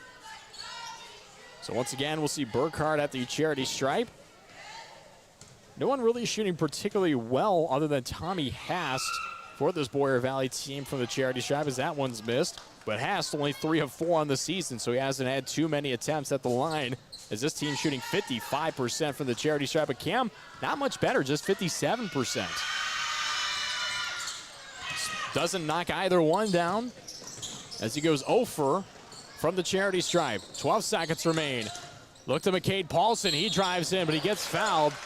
One player had the clean block. Another one came behind and almost grabbed his forehead. Almost tried to get the block, and we mentioned the head is not a basketball earlier in the girls' game. That is true. Can confirm head is not a basketball. Closest one maybe was if someone had red hair, but no one here on the court with red hair, so can't exactly give him the benefit of the doubt there. That's the kind of statistical information we give you here on Absolutely. KSOM. I want to give you that the head is not a basketball. Goes 0 at the line once again. Downside look, and that's up and in for Tristan Burkhardt. Nice assist there for Boyer Valley. Nice up and in for Burkhardt. As we're going to end with a 10-point Cam lead in the first quarter. 28-18, high-scoring game we've got for you here in boys basketball action right on 96.5 KSOM. We're going to take a quick break down a little bit of the first quarter, get you ready for the second. See you back here in just 30 seconds. We're here. Anita Supply Center is open Monday through Fridays, 7 to 5, and Saturdays, 8 to 5. We're here 6 days a week for all of your building, landscaping, how-to projects, repairs, and more. We offer free in-home measurements, free estimates, and can help put your ideas together. Anita Supply Center is open 6 days a week for all your home improvement and building needs. IowaToday.com. You're listening to KSOM Sports. And we welcome you back here to CAM High School. I'm Zach Collins alongside Austin West. Remind that tonight's broadcast is brought to you by Stein Seed. Stein has yield. Contact Darren Petty, your local Stein representative. 28-18 on that Seed Pro scoreboard. Cam leads as we enter the second quarter of action. Boyer Valley starting off with the basketball here. Michael Davis on the left wing. Tries transitioning towards the right side. Tries to find an open lane, but it's swiped away. McCade Paulson getting a hand in there. Chase Johnny maybe another hand in there as well for Cam as he tries driving down low. Kick on out. Cody Van Tiger can't knock that one down. He gets his own board, puts it up, and knocks it in. Nice job there by the junior as he just grabbed the board, confident with it, took it immediately, knew he had the confidence to take that shot, and a good open look. Another swipe away there by Ryan Bauer. Looks down low, and McCade Paulson, if he were Superman, maybe would have got there. But, well, in that case, he's not. He's a little bit human, so he's not able to get to that pass. Just an absolute laser coming from Bauer. Sidearm, too. Just slung it too far out in front of him. It's like when the quarterback will throw a yard, but it's like that laser pass that the receiver's like, all right, man, I was wide open. You didn't need to do that. I'm right here. I'm right here. Could have done the floater. We're not rushing for time. Not rushing for time there either, but ends up in the hands of Boyer Valley. Goes on the outside of Burkhardt on the left wing as he transitions top of the key. Scans the outside, finds Davis at the right wing. 9 on the shot clock. Looks on the near corner, floats on into Lance. Is this one fadeaway jumpers? No good by Ben Lance. Rebound hauled in by Chase Giotti of the Cougars. Now over to Ryan Bauer. Transitions in, nice dish up and in. Van Tiger just on the near block, wide open look, took it down low with his hands. He really had to extend his body up to even take that shot. 32-18 on the C-Pro. Down low, one-on-one opportunity, puts it up and in. Lots of turnovers here for Boyer Valley, as it will be a 30-second timeout taken by the Bulldogs. We'll actually stick with you right here on 96.5 KSOM and video streaming live on Western Iowa Today TV, powered by Nishanet. And lots of turnovers here, Austin. I mean, down here in the second quarter. But, again, otherwise it has been turnovers. And, again, it's just been weird ones, too, kind of, to say the least. Like, you get a passer just driving, and all of a sudden something might have slipped or somebody gets a hand on it. All of a sudden you've got 3 Cougars on one Bulldog, and they're just grabbing at the ball, and it just pops out, and there it goes. But something interesting to watch for the rest of this one and how that defense kind of reacts here. We'll say the offense. I'm more curious, actually, about the offense of Boyer Valley and how they're going to respond here, because things aren't going in their favor. They're almost kind of too lackadaisical with the basketball right now. I think they need to kind of pick up the pace a little bit as they try to pick up one here with a three-pointer. That's no good. Another turnover here as McCade Paulson trying to rush that one down the floor to Speaker. He gets a steal, knocks it off the body of a player as it goes out of bounds. He hit him hard. Yeah, it was McCade Paulson came there as came sprinting down. Was Ryan top to Jotty as the shot clock is reset here. Jotty floats this one in the interior to Van Tiger. He tries transitioning, maybe traveled a little bit there. Nothing was called, but a rebound hauled in by Koski. Another turnover here, but McCade Paulson gets that turnover. Tries scanning the outside. Looks for Speaker. Pump fake. Back into Paulson. Out to Jotty, top of the key. Jotty tries driving again. Tries to the right-hander. That's no good on the layup. Koski able to haul on the board here for Boyer Valley. 5:20 left to go here in the second. Haas with the put on the outside to Thompson as that shot's missed on the short corner far side. Rebound here goes in the Cougars' favor. 34-18 still on that Seed Pro scoreboard. Ryan Bauer, kick out, Van Tiger short corner. Nothing but net, knocks that one down. 6 points for Cody Van Tiger here tonight. He's had an impressive performance. Near side Thompson looks over to Lance, top of the key. That one knocked on in by Lance. That one about a 15-foot jumper as that one was good. Kick on outside. Jotty from downtown. That's no good. Back of the iron. Rebound hauled in by Michael Davis. Advances this one to Haas. Haas takes a mid-range jumper. Nothing but net.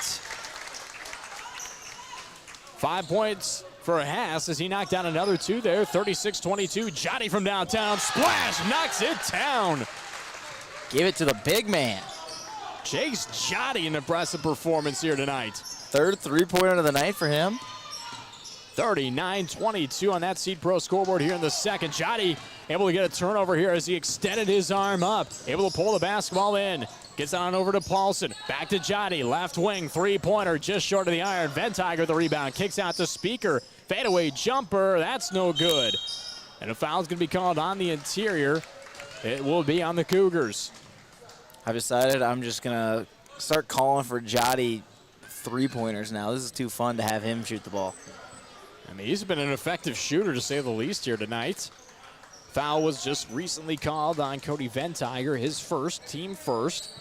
Cam with only 4 fouls so far in this competition. Boyer Valley no fouls here in the second quarter, just 3 in the first. It's been a pretty clean game, to say the least, all around. Burkhardt on the near side. Kicks this one out to Davis. Davis makes a handoff. Austin Garcia getting some of his first action here tonight. Kick on the far side of Koski. Now back to Garcia in the short corner, far side.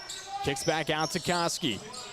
Koski tries to dribble this one, and it's lost over by Ryan Bauer. Bauer continues down the floor as he crosses the timeline, loses the basketball, but a foul's going to be called.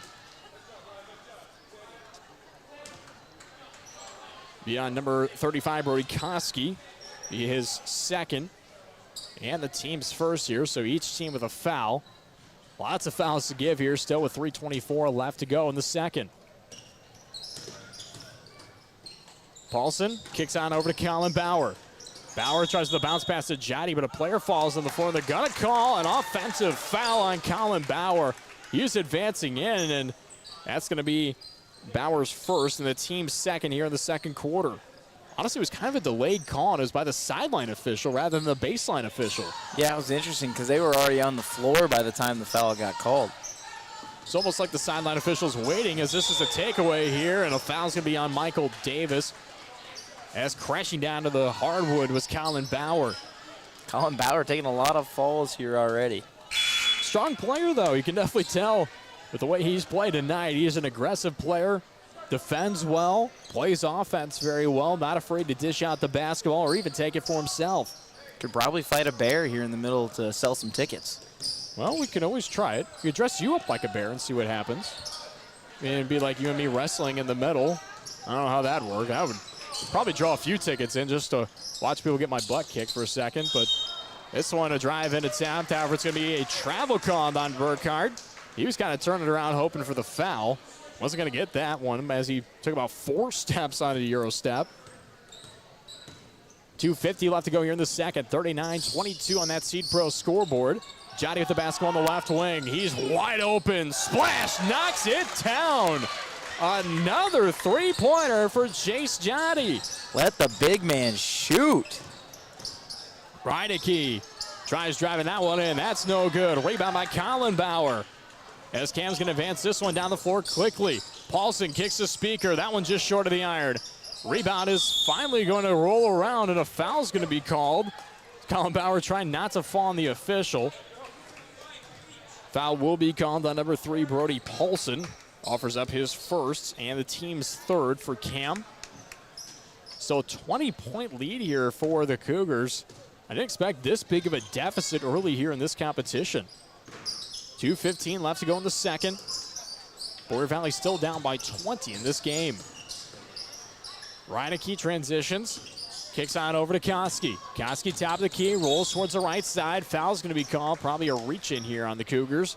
Likely to see with 2:03 left to go. Such a clean start to the second quarter. And now in like the last minute, we've had about 4 fouls called on these two teams combined. Right. We were seeing the clean defense. We're liking what we were seeing down the line. And now Ryan Bauer, 3 fouls in the night. Yeah, it's going to be an interesting one here to see.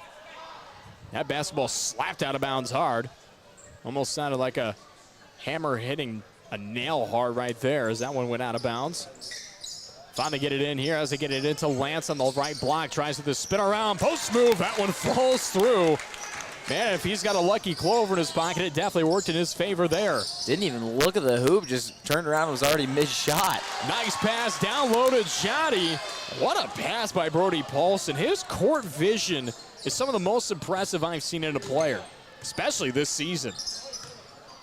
Lance tries kicking to Burkhardt here for Boyer Valley as 2 players are trying to go down to the sidelines. There's going to be last out on Boyer Valley's number 33, Burkhardt. As he's practically already falling out of bounds at that point. Meanwhile, Colin Bauer trying to run himself out the gym. Yeah, he about made it into the bleachers there, and thank God he didn't because he would have ran into a group of fans. Yeah, Colin Bauer just really kamikaze here on defense. Bauer misses a mid-range jumper. As Koski now comes down the floor as he takes a Euro step up and in for Koski. I like that one. Found the open lane. Realized he could take the 2. Takes it there, and a foul's going to be called on Lance. It'll be a blocking foul. That'll be his second. And that'll be the team's third here for Boyer Valley. Minute 6 seconds left. 44-26 lead here for Cam on the C Pro scoreboard. As they're still waiting to See who's going to be inbounding the ball, and it will be Speaker here for Cam. Looks to throw this in. Gets it into Jotty. 3-point downtown, just short. Gets his own board. Drives in. Gets it blocked away down low by Lance. Jotty wanted a foul. I thought it probably should have been a foul call. Definitely wasn't a clean block. All I know is I need Jotty three-pointers injected into my veins at this point. Like, every... Kicks it on out to Hugerson. This one from downtown. That's off the mark as well. Boyer Valley trying to get the rebound, and Koski able to hold this one in. Bounce pass goes back on up top of the key to Reineke. Looks down low, up and in for Burkhardt. I like the look. He just got it, found the open lane, and went, all right, I could dribble with my left hand. Drove on in with speed. 25 seconds remain here in the second. Speaker on the right wing, puts up a pump fake. Looks back on over. Hugerson.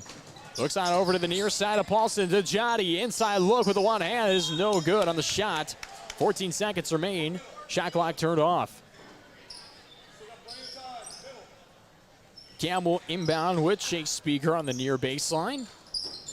Gets it into Brody Paulson. Wide open three from the near corner. That's no good. Hugerson gets the rebound. Tries to put back up and in. Nice job there by the sophomore to put that one down. Deep three coming for Boyer Valley. Just short by Tristan Burkhardt to end the second quarter of action. 46-28, that Seed Pro scoreboard. I expected a higher scoring game, but nothing like this in the first half. Yeah, it's just been prolific offense. You could say it's the Golden State Warriors out here, the Flint Tropics, whatever you want to say, they are here and the CAM Cougars have arrived. Cam's arrived. We'll see if Boyer Valley arrives here coming into the second half. A lot to talk about here at the halftime. Stay tuned right here on 96.5 KSOM for our halftime show. Don't turn that dial. Don't go anywhere. We've got a heck of a game coming for you right back on 96.5 KSOM. Peace of mind isn't easy to have these days, unless you shop at McCunn Specialty Firearms. McCunn Specialty Firearms has teamed up with Iowa Safe Company to bring you a full showroom of their top-notch safes. Keep legal documents, family valuables, cash, and firearms safe from children, intruders, and fire. Put your mind at ease with Iowa Safe Company and McCunn Specialty Firearms. Open Tuesday through Friday 9 to 6, Saturday 9 to 5, and Sunday 1 to 4. McCunn Specialty Firearms, your first stop for your Second Amendment right on the corner of 148 and 92. With things winding down for the year, it's time to stock up on genuine AGCO parts and service at Ziegler Ag Equipment. Get OEM, rigorously tested, genuine AGCO parts made with superior quality materials in stock whenever you need them. Don't delay. Get your machines serviced now and hit the ground running in 2024. Stop by your local Ziegler Ag Equipment today to learn more. Are you ready to be part of something bigger? I'm Myron Stein, president of Stein Seed Company. We're seeking exceptional individuals like you to join our team as independent sales representatives. If you're passionate about agriculture, ready to make a difference, and want unlimited earning potential, join the Stein team as an ISR. To learn more about open positions near you, contact your local Stein RSA, Darren Petty, at area code 712-249-5884. If authentic Mexican food is what you're craving, then come on into Rancho Grande in Atlantic. We're more than just tacos and margaritas, but we do make the best of both. We have appetizers, beef, chicken, seafood dishes, and desserts. Mixed drinks, wine, imported and domestic beers are on the menu too. Dine in or relax on the patio with family, friends, date night, or a quick stop before or after the game. Open 7 days a week. You'll be able to fill in your cravings of authentic Mexican food at Rancho Grande in Atlantic. Cass Health in Atlantic, Iowa is a nationally recognized hospital, and we are proud of the awards and all of our recent accomplishments. But do you know what drives us to be the very best? You. We're passionate about helping our patients heal and feel their very best at any age and any stage of life. Cass Health, neighbors caring for neighbors. 96.5 and streaming live on westerniowatoday.com. You're listening to KSOM Sports. And we welcome you back here to CAM High School. I'm Zach Collins alongside Austin Westerman. Tonight's broadcast is brought to you by Principal Financial Group, Mark Smith, and Aaron Friend. Welcome in here to our KSOM halftime show. What a game we've got for you here if you're a CAM Cougar fan. 46-28, that C-Pro scoreboard here at the half as CAM leads in this game, and what a lead it's been. Yeah, absolutely. The offense has been fantastic so far here for the Cougars. Like we said, the three ball has been great for them. Again, inject Jotty three balls into my veins. Like, it has been insane for him to be just left wide open and beyond the arc, and has been incredible shooting so far. Again, you talked about only 16 threes coming into tonight, has hit 4 now here so far. So it's been a huge thing for him to watch as well. But again, the offense has been rolling on all cylinders for the Cougars. And who's kind of one player other than Jotty, of course? I know you're kind of on the Jotty train right now here. But who's maybe even another player on this Cougars team that's really stepped up tonight and has kind of impressed you overall? I'm slightly impressed by Colin Bauer just because on defense, he hasn't done much on offense so far here tonight, which I'd like to see more of. Obviously, Colin Bauer averaging 12 points per game, and I don't think he's hit 5 yet so far. So it'll be interesting to see if he's able to get the offensive going. But again, he's got 5 boards and 2 assists. So I would just like to see him more involved. And again, he's got the kamikaze on defense. He is full sprint all the way down the court, baseline to baseline. Maybe a little over-enthusiastic, but you know you'll have that when you've got the full sweat headband and sweatbands on the wrist as well. The full Jackie Moon look going for him here tonight. So even a little bit of the fro as well. You know, we talked a little bit about this during the break. I have never seen the movie that you're referencing. Correct. And many people probably have and probably understand your references tonight. So if I just seem clueless to what he's talking about, there's definitely a reason, because I am clueless to what he's talking about.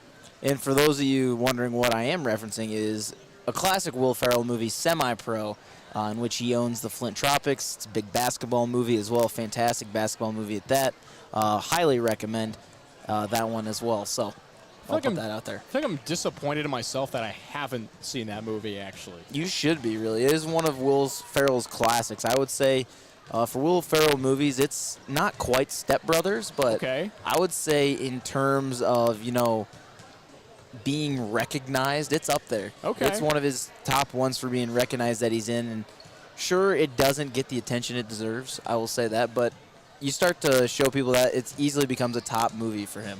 Okay, I'll have to check it out. I mean, I'm a sports guy, but I haven't seen that movie. I know a lot of people have. I've big heard of NBA it. movie, too. You'd really like it. Okay, well, we'll have to check it out. But a big one here for CAM are their stats down the line. Let's break down some of them for you here. I got Chase Jotty with 14 points here on the night, leading the Cougars overall. Colin Bauer and Brody Paulson each have 9, as Chase Speaker and Ryan Bauer each with 7. Cody Van Tigers got 6 on the night, and Gunnar Hugeson also has knocked in 2 to finish off the Cougars with 46 total points. Jumping out of the opposite end here for Boyer Valley. So far, they're led in scoring tonight by Tristan Burkhardt. He's got 9 points on the night. 2 players with 6 of Brody Koski and Ben Lance. Tommy Hass has knocked in 5, and Michael Davis has just 2 up on the board. Almost looking for Davis to do a little bit more here. He's actually the team leader in scoring per game, averages around 9.6 points per game. So almost kind of disappointed to see his performance on the offensive end not striking yet. He's had more of a defensive presence here tonight so far. Yeah, he's been really quiet on the stat sheet. No, like you said, not many points, just 1 rebound, no assists marked down for him as well. Haven't really heard his name much here. A couple times on a couple of shots, but not many. It's usually been him passing it off or getting turnovers forced on him. And last time we saw Michael Davis and the Bulldogs, had an impressive performance against Xavier HK. Yeah, I mean, Xavier HK pretty much blew Boyer Valley out of the water in that competition with a quick-paced offense, kind of like Cam's doing right now. But I thought that even in that game, Davis looked pretty good overall. I'm hoping that he kind of steps up a little bit here in the second half. He really took control in that game against Xavier EHK. I mean, even if they were getting blown out and down big, he was trying his best, you know, to control it as much as he could. As he'll actually have a few words with the bench over there of you never know. Michael Davis. Michael Davis, a man of the people. Well, we're going to be men of the people and get our advertisements some playing here, and we're going to be right back here in just a few moments. We're going to take a quick media timeout. See you back in just 1 minute. What's it mean to be in good hands? It means you get an expert agent who's in it for the long haul. We'll get to know you and be there for you as your coverage needs change. I'm Craig Hummel at Hummel Insurance Services, and we work with Allstate Insurance. Let us help you choose the right amount of protection to meet your needs, and see for yourself what it means to be in good hands. Call Hummel Insurance Services at 800-482-6426 or stop in anytime. Make sure you're getting the best coverage for you at the most competitive rate. Hi, this is Nick Carnes with Brocker Carnes & Carnes. We are an independent insurance agency that offers coverage for your home, auto, life, farm, and everything in between. But mostly we are here to help. As an independent agency, we can shop around for the best rates and coverages from multiple companies. Stop by one of our offices or go to brockercarnes.com for a quote on your insurance. Let Brocker Carnes & Carnes help you get the best coverage at a competitive rate.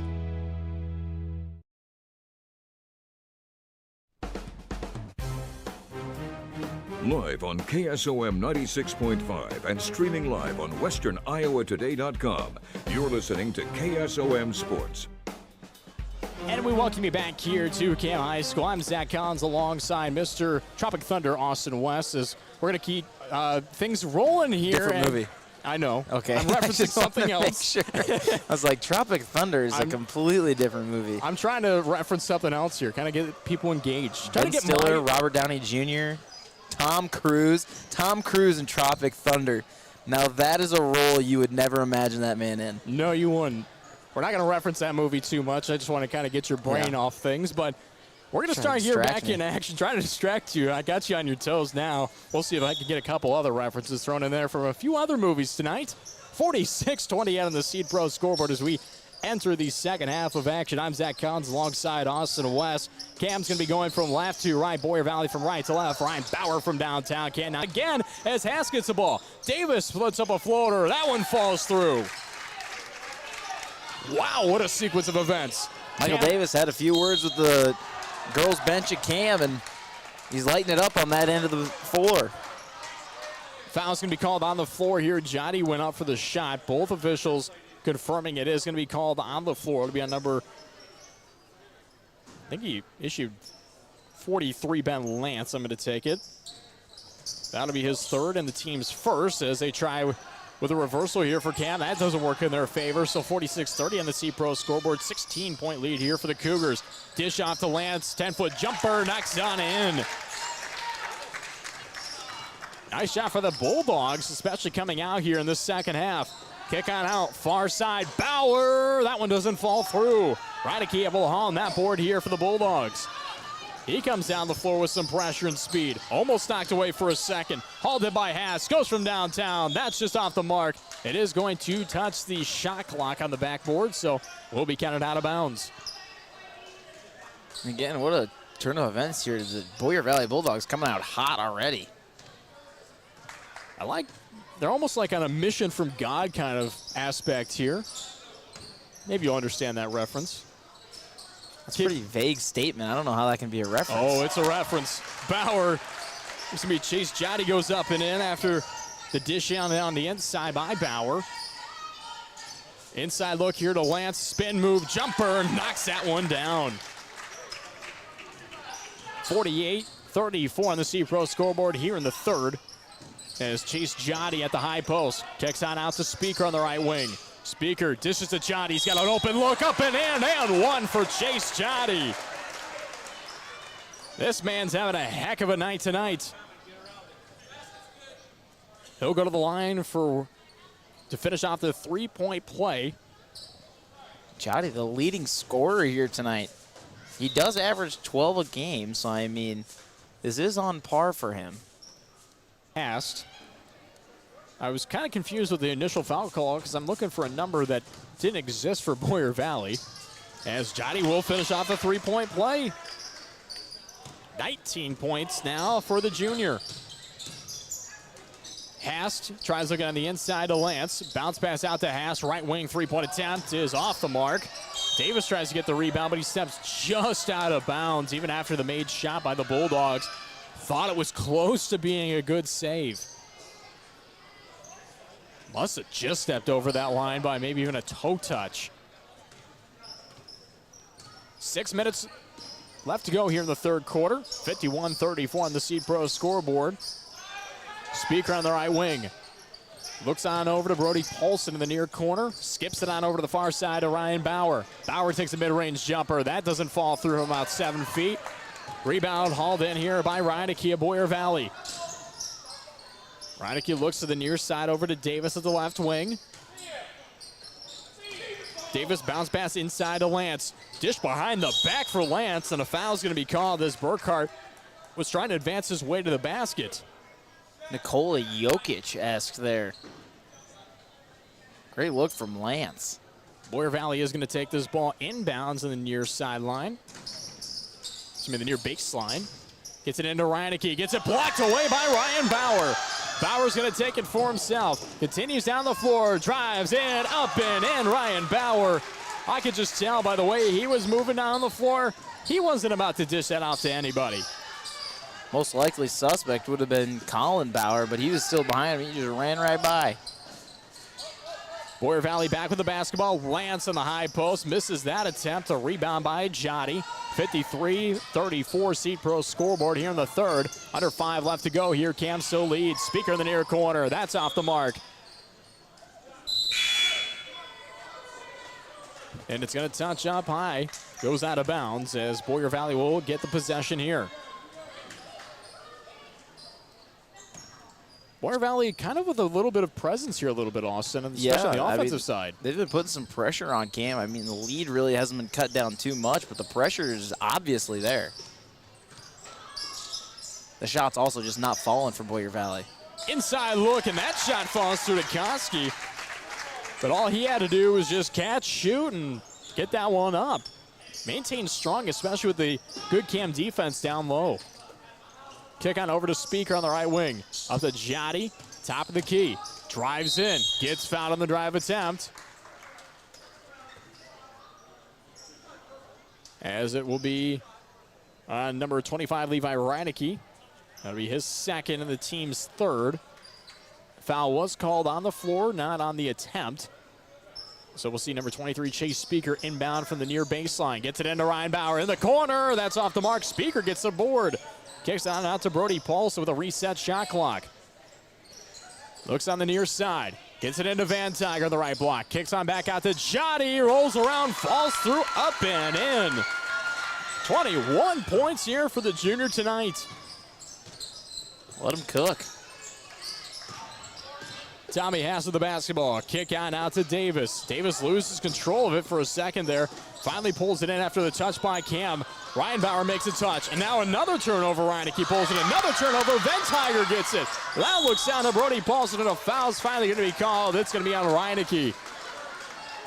Man, a little bit of a weak foul there. Just barely bumps in there at the bottom of the baseline. I'd like to see that one just play out a little bit. I mean, I get the call. I do. But, man, I would have let that play out. The way that ball was going back and forth, let that thing play out. Let the possession play.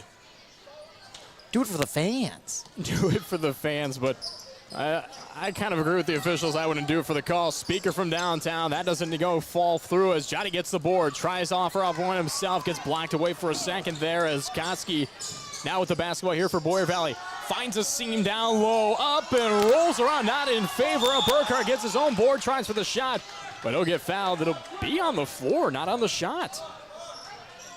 Well, that'll be Thompson who got the board, I believe. 23, not 33. Or am I crazy? It'll be Burkhart. Burkhart's still out on the floor. Thompson on the bench.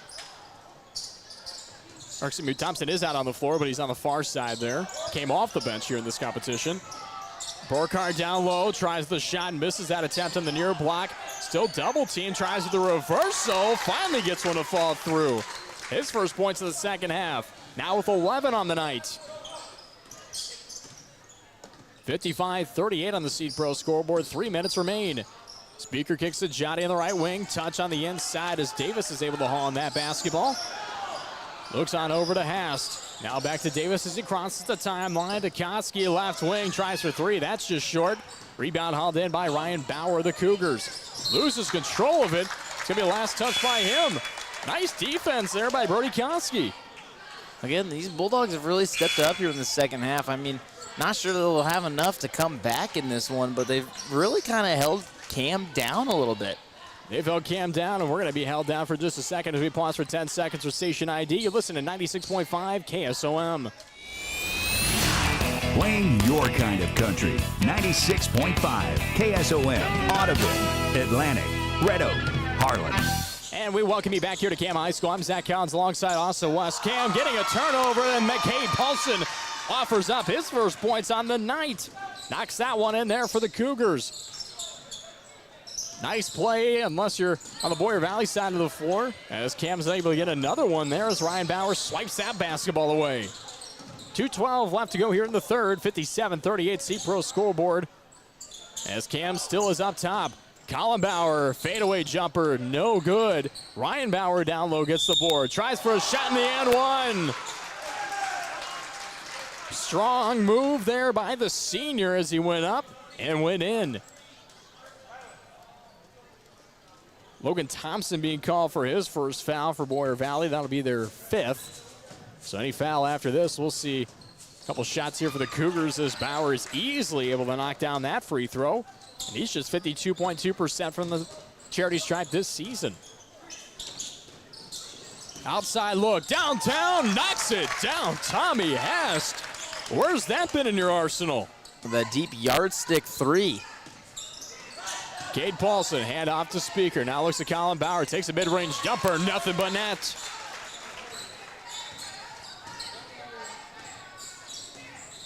Finally starting to get to see Bauer a little bit more involved. Inside look is no good. Colin Bauer able to haul in that board. He's got 6 points here tonight. Ryan Oglesby looks on over to Ryan Bauer. Tries transitioning in, tries to behind that back pass. Colin Bauer able to get it, but foul's going to be on the floor before the shot.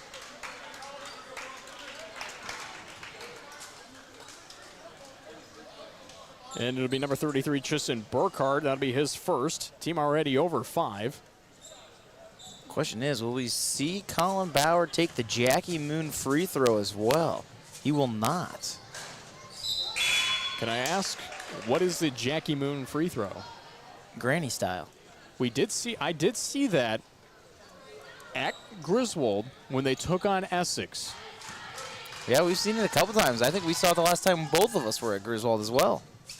Never could believe it as Bauer is able to knock that one down. Splits the pair, 64-41 on the Seed Pro scoreboard here in the third. Just about a minute remains here in this third quarter as Cam is still up top. Inside look to Burkhardt, finally gets it here as he now had to transition all the way over to the near side. Koski up and in on the left block. Nice pickup by him on that shot attempt. Paulson kicks out. Oglesby, that's off the mark. Rebound, it's going to be a foul. It's going to be called on number 25, Colin Bauer, with a bit of a reach in there. That'll be his second and the team's fifth. It's going to be team's fourth foul here. Only got 3 on the scoreboard still. But Boyer Valley continues here. 36 seconds remain. Driving in is Davis. However, that one doesn't fall through, and it's going to be on the offense. It's going to be a travel. Shot clock turned off. 34 seconds remain. 64-43 on that Seed Pro scoreboard in the third. Hugeson kicks on out. Now to Colin Bauer. Fadeaway jumper. No good. Michael Davis able to get the rebound. Handoff here from Hast. Goes on over to Thompson. Turnover here. Paulson with the basketball for Cam. Looks. Oglesby. That one's off the mark. Paulson with the board. Tries once again. Throws that one up there. That's no good. 2 seconds remain. Boyer Valley's just going to let this thing time out. After the rebound by Thompson, he looked to the basket and thought, nah, there's probably no chance I'm going to get there, especially because he was under the hoop of the other opposing team. Well, love to see an attempt, though. Love to see an attempt. We don't get one there, but we can see an attempt here at the fourth quarter of action. We'll see what happens down the line. 21-point lead on the C-Pro scoreboard for Cam. We'll see you right back here in just 30 seconds. When you walk your fields this spring, will each plant have emerged consistently? Ensure consistent emergence of every plant by managing residue, firming seed, and controlling downforce with precision planting upgrades for your planter so that every seed gives you return on investment and isn't left to chance. Transform your planter with Riggs Ag in Lewis and get the best stand you ever had. Call Jim Riggs at 712-254-2408 today. Live on KSOM 96.5 and streaming live on westerniowatoday.com. You're listening to KSOM Sports. And remind you that tonight's broadcast is brought to you by Ziegler, with top-notch agriculture and construction equipment right in Atlantic. I'm Zach Collins sitting alongside Austin West, currently 64-43 on our Seed Pro scoreboard. Cougars with a big lead here in this game, and Austin, why is that? I mean, the offense has been fantastic, but it's really kind of been the defense forcing a lot of turnovers and giving them the openings here. Definitely late in that second half has really been the big thing. Third quarter was a little slow, actually, for the Cougars just because Boyer Valley has been just playing so strong defense. And a foul is going to be called on the interior. Be on number 5, Ryan Bauer. He's got to be careful here. Now he's got 4 fouls in this competition.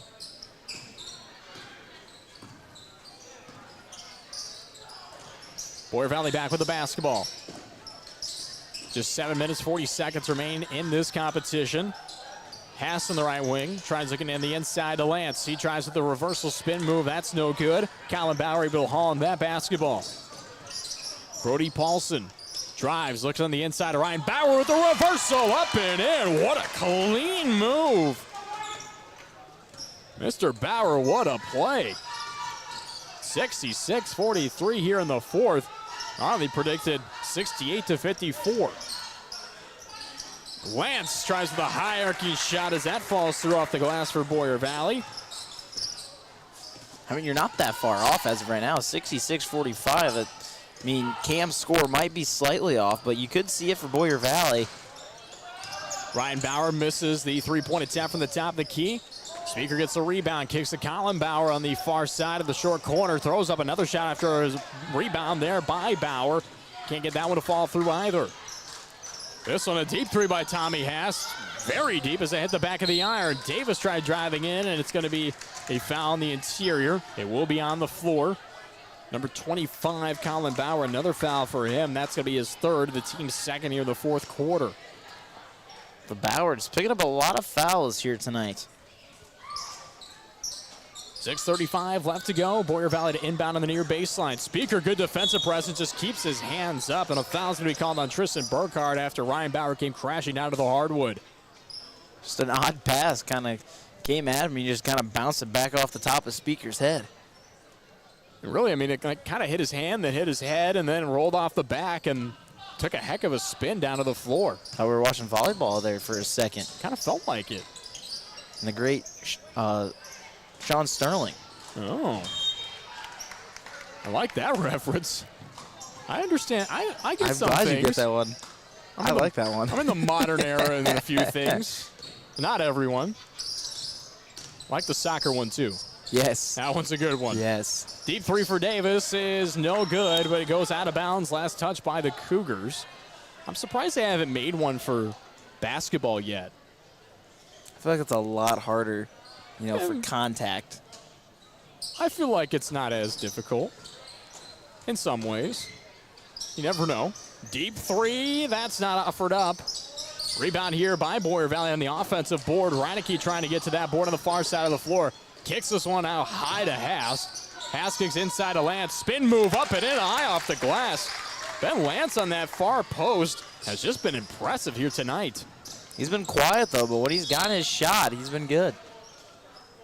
Really, he's just kind of relied on it all night. It's just a high-ranking shot off the glass.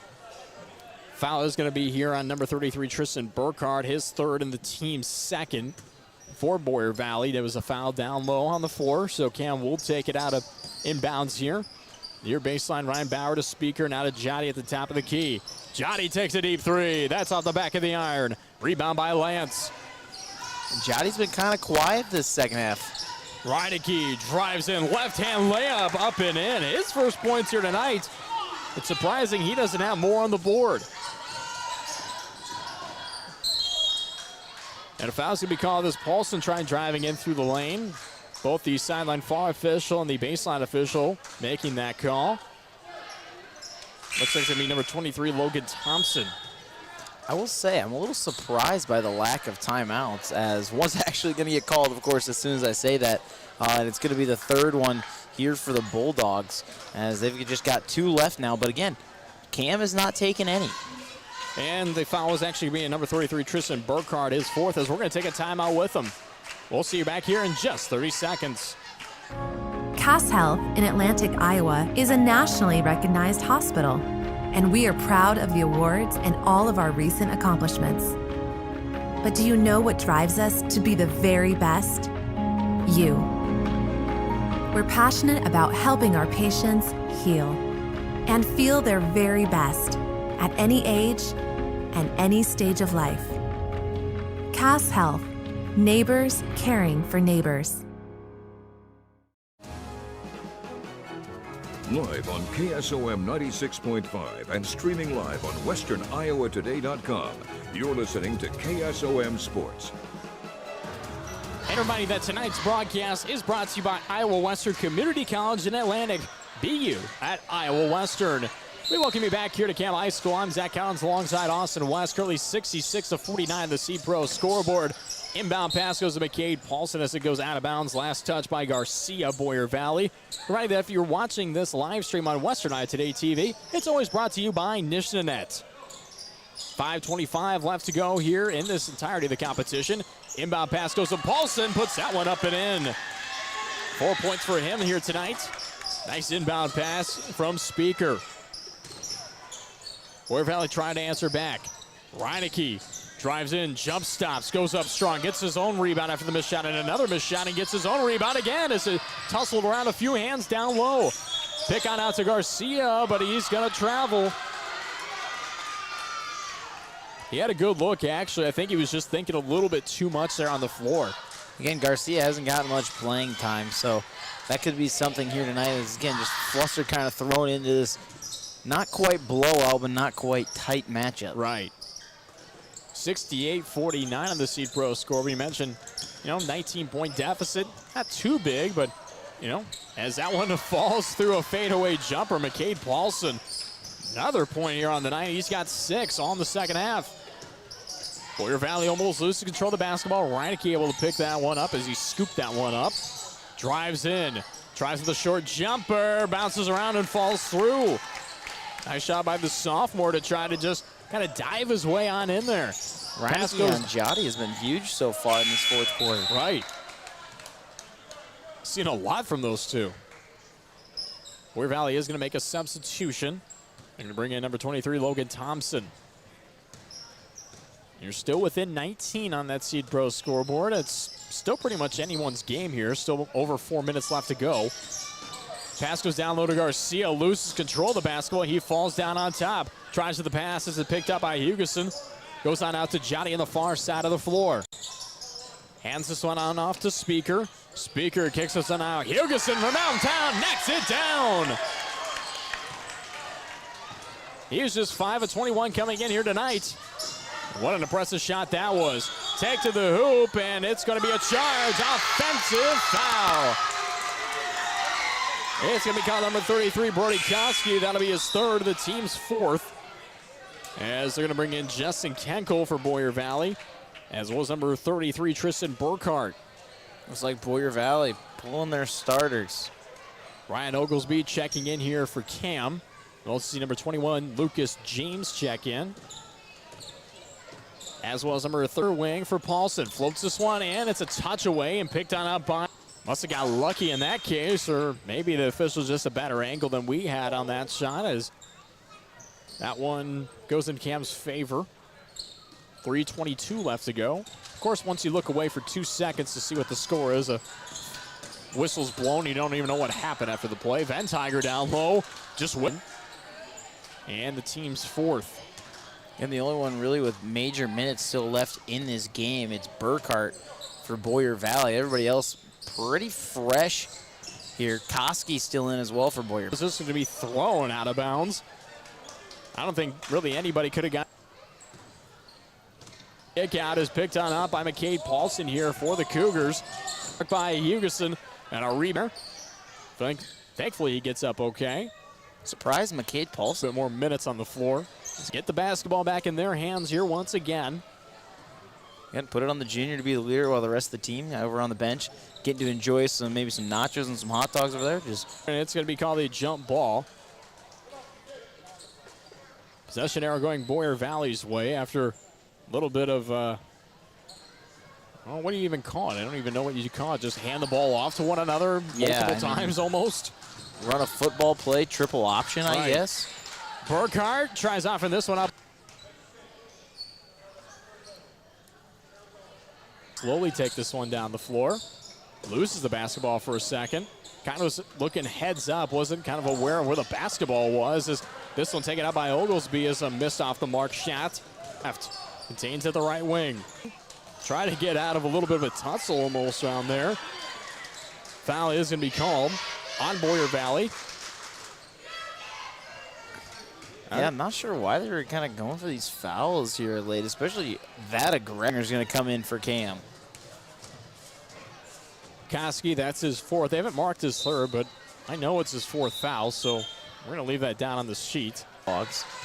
Still got Koski in there. Koski's played he's got the least amount of minutes of the main one. And Austin, kind of what do you take out of this competition here for Cam? I mean, it's a big win, especially after they lost 3 straight games. They lost last night to Woodbine. They lost to Coon Rapids Baird on Saturday. They're able to. I think they're just going to try to keep doing what they're doing. I mean, it looked good to work tonight, and they were making their shots, and they didn't even need their main guys. I mean, look at Colin Bauer. Colin Bauer really didn't show up on the offensive stat sheet. Meanwhile, Chase Jotty having himself a career night. Looks good for all these guys to get the offensive movement going again. I kind of like the motion that we're also seeing from this team as well. I mean, just that offensive momentum that you even kind of mentioned here is foul was called on Boyer Valley. That's over 5. So we'll see Lucas James had a line. He's just 1 of 1 so far this season, so hasn't seen the charity stripe too much overall. Misses the first. But I kind of agree with you, though. I'm liking to see how this team plays out. We're just seeing them dish out the ball. We're just seeing them share the baskets. They think that they can be aggressive with players here tonight after a block shot goes there. And another turnover here, as we've seen a lot of turnovers here tonight, especially on the fast break plays. Shout out 31 for Cam. He's not even listed on our roster, but a heck of a block there on the shot. Garcia's going to take a long 2 here for Boyer Valley as that one gets knocked out of bounds. 23 seconds remain.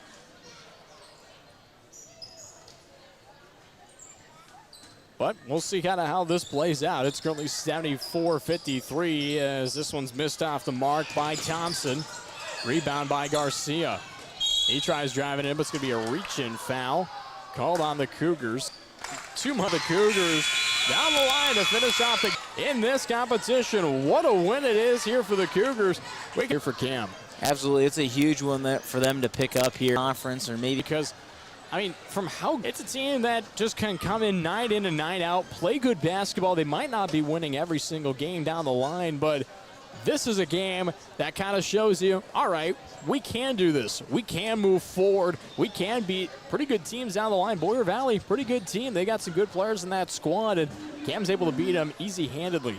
Yeah, and Boyer Valley, the younger team here, too. It's in favor of Boyer Valley. And that's what you see with a lot of these teams. I mean, I've coached a team where we won 4 games all year long for volleyball. I mean, it was just 4 games. Like, it was how we were, but we were starting about 4 or 5 freshmen every single game, and eventually, you're having 15, 16, 17 win seasons down the line because those players were gaining experience and they were realizing, hey, I can do what that senior over there is doing, and I'm a sophomore. I might as well try to perfect this and try to get the talent down. So we're seeing that kind of here even with Cam in this competition tonight. We'll actually just continue here and just finish out our KSOM post-game show as we made it through all of our ads easy-handedly here in this competition tonight. As well, Austin, what did you kind of think here about Boyer Valley overall? We talk a lot about Cam and what we'd like to see out of them, but what'd you like out of the Bulldogs? I mean, I liked how they turned it on in the second half. I mean, that defense to start the second half was incredible. I mean, they really slowed down Cam. I mean, what was the score coming into halftime for this game? This one was 46-28. So 46-28. They scored 30 in just the second half. And, I mean, after scoring 46 in the first, that defense picked up very, very well for Boyer Valley. I was really like to see that. They were really aggressive to start that third quarter, especially. Sure, it slowed down as the more openings started to open themselves up for CAM and kind of went back and forth a lot of the times. But I think with a young team, they're only going to get better. And this Boyer Valley team is, I think, a better team than we saw at Exira earlier this season. I would say so. I mean, I liked how they performed here tonight. It was definitely a different-looking team, and it was a team that, honestly, I didn't expect to come in here tonight. I kind of expected CAM, especially with my Collins call, 68-54 down the line. I think Boyer Valley kind of impressed me here. I mean, they scored 55. CAM scored 76. I was, kind of in the vicinity there. And I expected Boyer Valley to compete really well, but I think they competed even better, especially in that first quarter. I mean, they're only down by 10, 20-18 after the end of the first. Yeah, and that was a huge game for both these teams, I think, to really kind of see where they're at in competition-wise. And I think both teams got good things and bad things out of this competition, and so it'll be a lot to look forward to. But I think that means it's time for our player of the game here tonight. Oh, you're going to get right into it. I think so. Are you going to ask me the player of the game? Yeah, who are you thinking? I always seem to start this, so I decided to switch up the script a little bit and hand this one over to you. Well, of course, our player of the game is always brought to you by Service Master by Rice and Atlantic, serving Southwest Iowa with comprehensive restoration services for your home or business with great rates without the wait. My player of the game here tonight is probably going to be your player of the game here tonight. It's going to be Chase Jotty. I think that he played very well throughout that first half. Even the second half, especially in the fourth quarter, just kept picking up the easy buckets down low, dishing them in, finding spots in, play good defense, had a couple blocks down the line. I liked his performance here tonight. Yeah, absolutely. Like you said, a big career night in points. Had 7 rebounds as well, so over his average there. Only had 1 assist, though. Really didn't need to, as, again, he was taking the work himself. Had a bunch dished to him around the arc, especially in that first half. Boyer Valley got a little smarter, not leaving him wide open like that in the second. So it was great to see that, especially when you see a big man like that being able to knock down the threes. It's just a great momentum builder and a big fan confidence level as well. It gets the crowd going, big energy kind of plays for this CAM Cougar team. And let's break down some of the stats before we close out things here on our post-game show. Chase Jotty leading and scoring 21 points. Ryan Bauer with 14 points. Sitting right behind Bauer here tonight are both Chase Speaker and Colin Bowers. They each had 7. I said that Colin Bauer at halftime had 9. It's just I can't write a 4 to save my life, so I apologize. He did have 7 to finalize things out here tonight. Cody Ventiger with 6 points alongside McCade Paulson as he also put down 6 points. Brody Paulson had 9 points here to finish out this competition. He did not score the entire second half, just 3 after 3 after 3. Put them all down. He finished off with 9 as Gunnar Hugerson finished off with 5. On the opposite end for Boyer Valley, they were led in scoring on the night by number 43, Ben Lance, as he had 14 points. Brody Kotsky right behind with 12. Tristan Burkhardt knocked in 11 here to finish off the night. As we kind of look down this list, as Tommy Haas had 8. Levi Reinecke had 4. Michael Davis had 4. And finishing things off on scoring was Kale Somo with 2. And also, before we close things out here on a KSOM post-game show, any final thoughts? No, not really. I mean, I think we covered a lot of fun basketball played here tonight. Can't get any better than this. Conference rivalry, shooting going fairly well for both teams. We like a little bit of a high-scoring game as well. Makes it a lot more interesting. And the threes were fantastic to start this. The Golden State Warriors coming in here for the CAM Cougars. Looked like the Splash Brothers out there to start this game, so that was fantastic to watch as well. Love to see it here out of CAM. Rolling Valley will fall to 3-12 on the season. They will be now 2-9 in Rolling Valley Conference. Moving on to the CAM Cougars, they'll increase their victory here now with 5-7, as they'll be 4-7 in the Rolling Valley. For the girls team, they'll improve to 12-2, and they'll be 9-2 in the Rolling Valley, as Boyer Valley will fall to 4-11 and 4-7 in Rolling Valley Conference action. We'll see the Cougars next, as they'll be taking on Stanton this Thursday, January 25th at 7:30 p.m. We hope that you tune into our broadcast coming up on Friday, January 26th, as we got wrestling coverage all day for you at the Super Regional for Girls Wrestling. Austin, you will be on that, so you'll be giving updates throughout the day on 96.5 KSOM. Yeah, it'll be a lot of fun. Get to hang out over in Sioux City. It's been a while since I've been up to Northwest Iowa, especially the Sioux City area, so it'll be interesting to be back there. And I'll watch some really good girls wrestling. I know girls wrestling really big more on this western side of the state, especially up there in Northwest Iowa. Northwest Iowa loves girls wrestling up there. Just take a look at the Ridgeview Raptors, that girls wrestling team. Shout out the big documentary that got made on them back in that first season, unsanctioned, part of the Iowa wrestling thing, so you got a good deep look into them as well. It's a big deal up there, so it'll be a lot of fun. And, of course, I'll actually be at a really good basketball game this coming Friday as HSCW will host Logan Magnolia in a Western Iowa Conference matchup with a pregame show at 5:45 p.m. That'll be just a radio-only broadcast on 96.5 KSOM. We'd like to give a shout-out to our sponsors who made tonight's broadcast possible, including the Seed Bros, Brocker Carnes & Carnes, Cass Health, Riggs Ag Services, Anita Supply Center, Hummel Insurance, Rancho Grande, Stein Seed, Principal Financial Group, Ziegler, Iowa Western Community College, Outfitters Plus Outlet Store, Service Master by Rice, and McCunn Specialty Firearms. This broadcast has been an exclusive presentation of Meredith Communications. Any reproduction, retransmission, or other use of this broadcast without the express written consent of Meredith Communications is prohibited. The General Manager of Meredith Communications is Bill Saluk, and the Sports Director of KSOM is myself, Zach Collins. Once again, your final score here from CAM is both the boys and girls winning big, 76-55 for the boys and 72-29 for the girls. For Austin West, I'm Zach Collins. Thank you for listening to another presentation of KSOM Sports on 96.5 KSOM, video live streaming on Western Iowa Today TV, powered by Nishnanet. Enjoy your Tuesday night, as we'll see you right back here on Friday as we say good night from Anita. That was another presentation of KSOM Sports on 96.5 FM. Any reproduction, retransmission, or other use of this broadcast without the expressed written consent of Meredith Communications is prohibited. KSOM Sports thanks you for listening to this broadcast as we now return you to your regularly scheduled programming on 96.5 KSOM.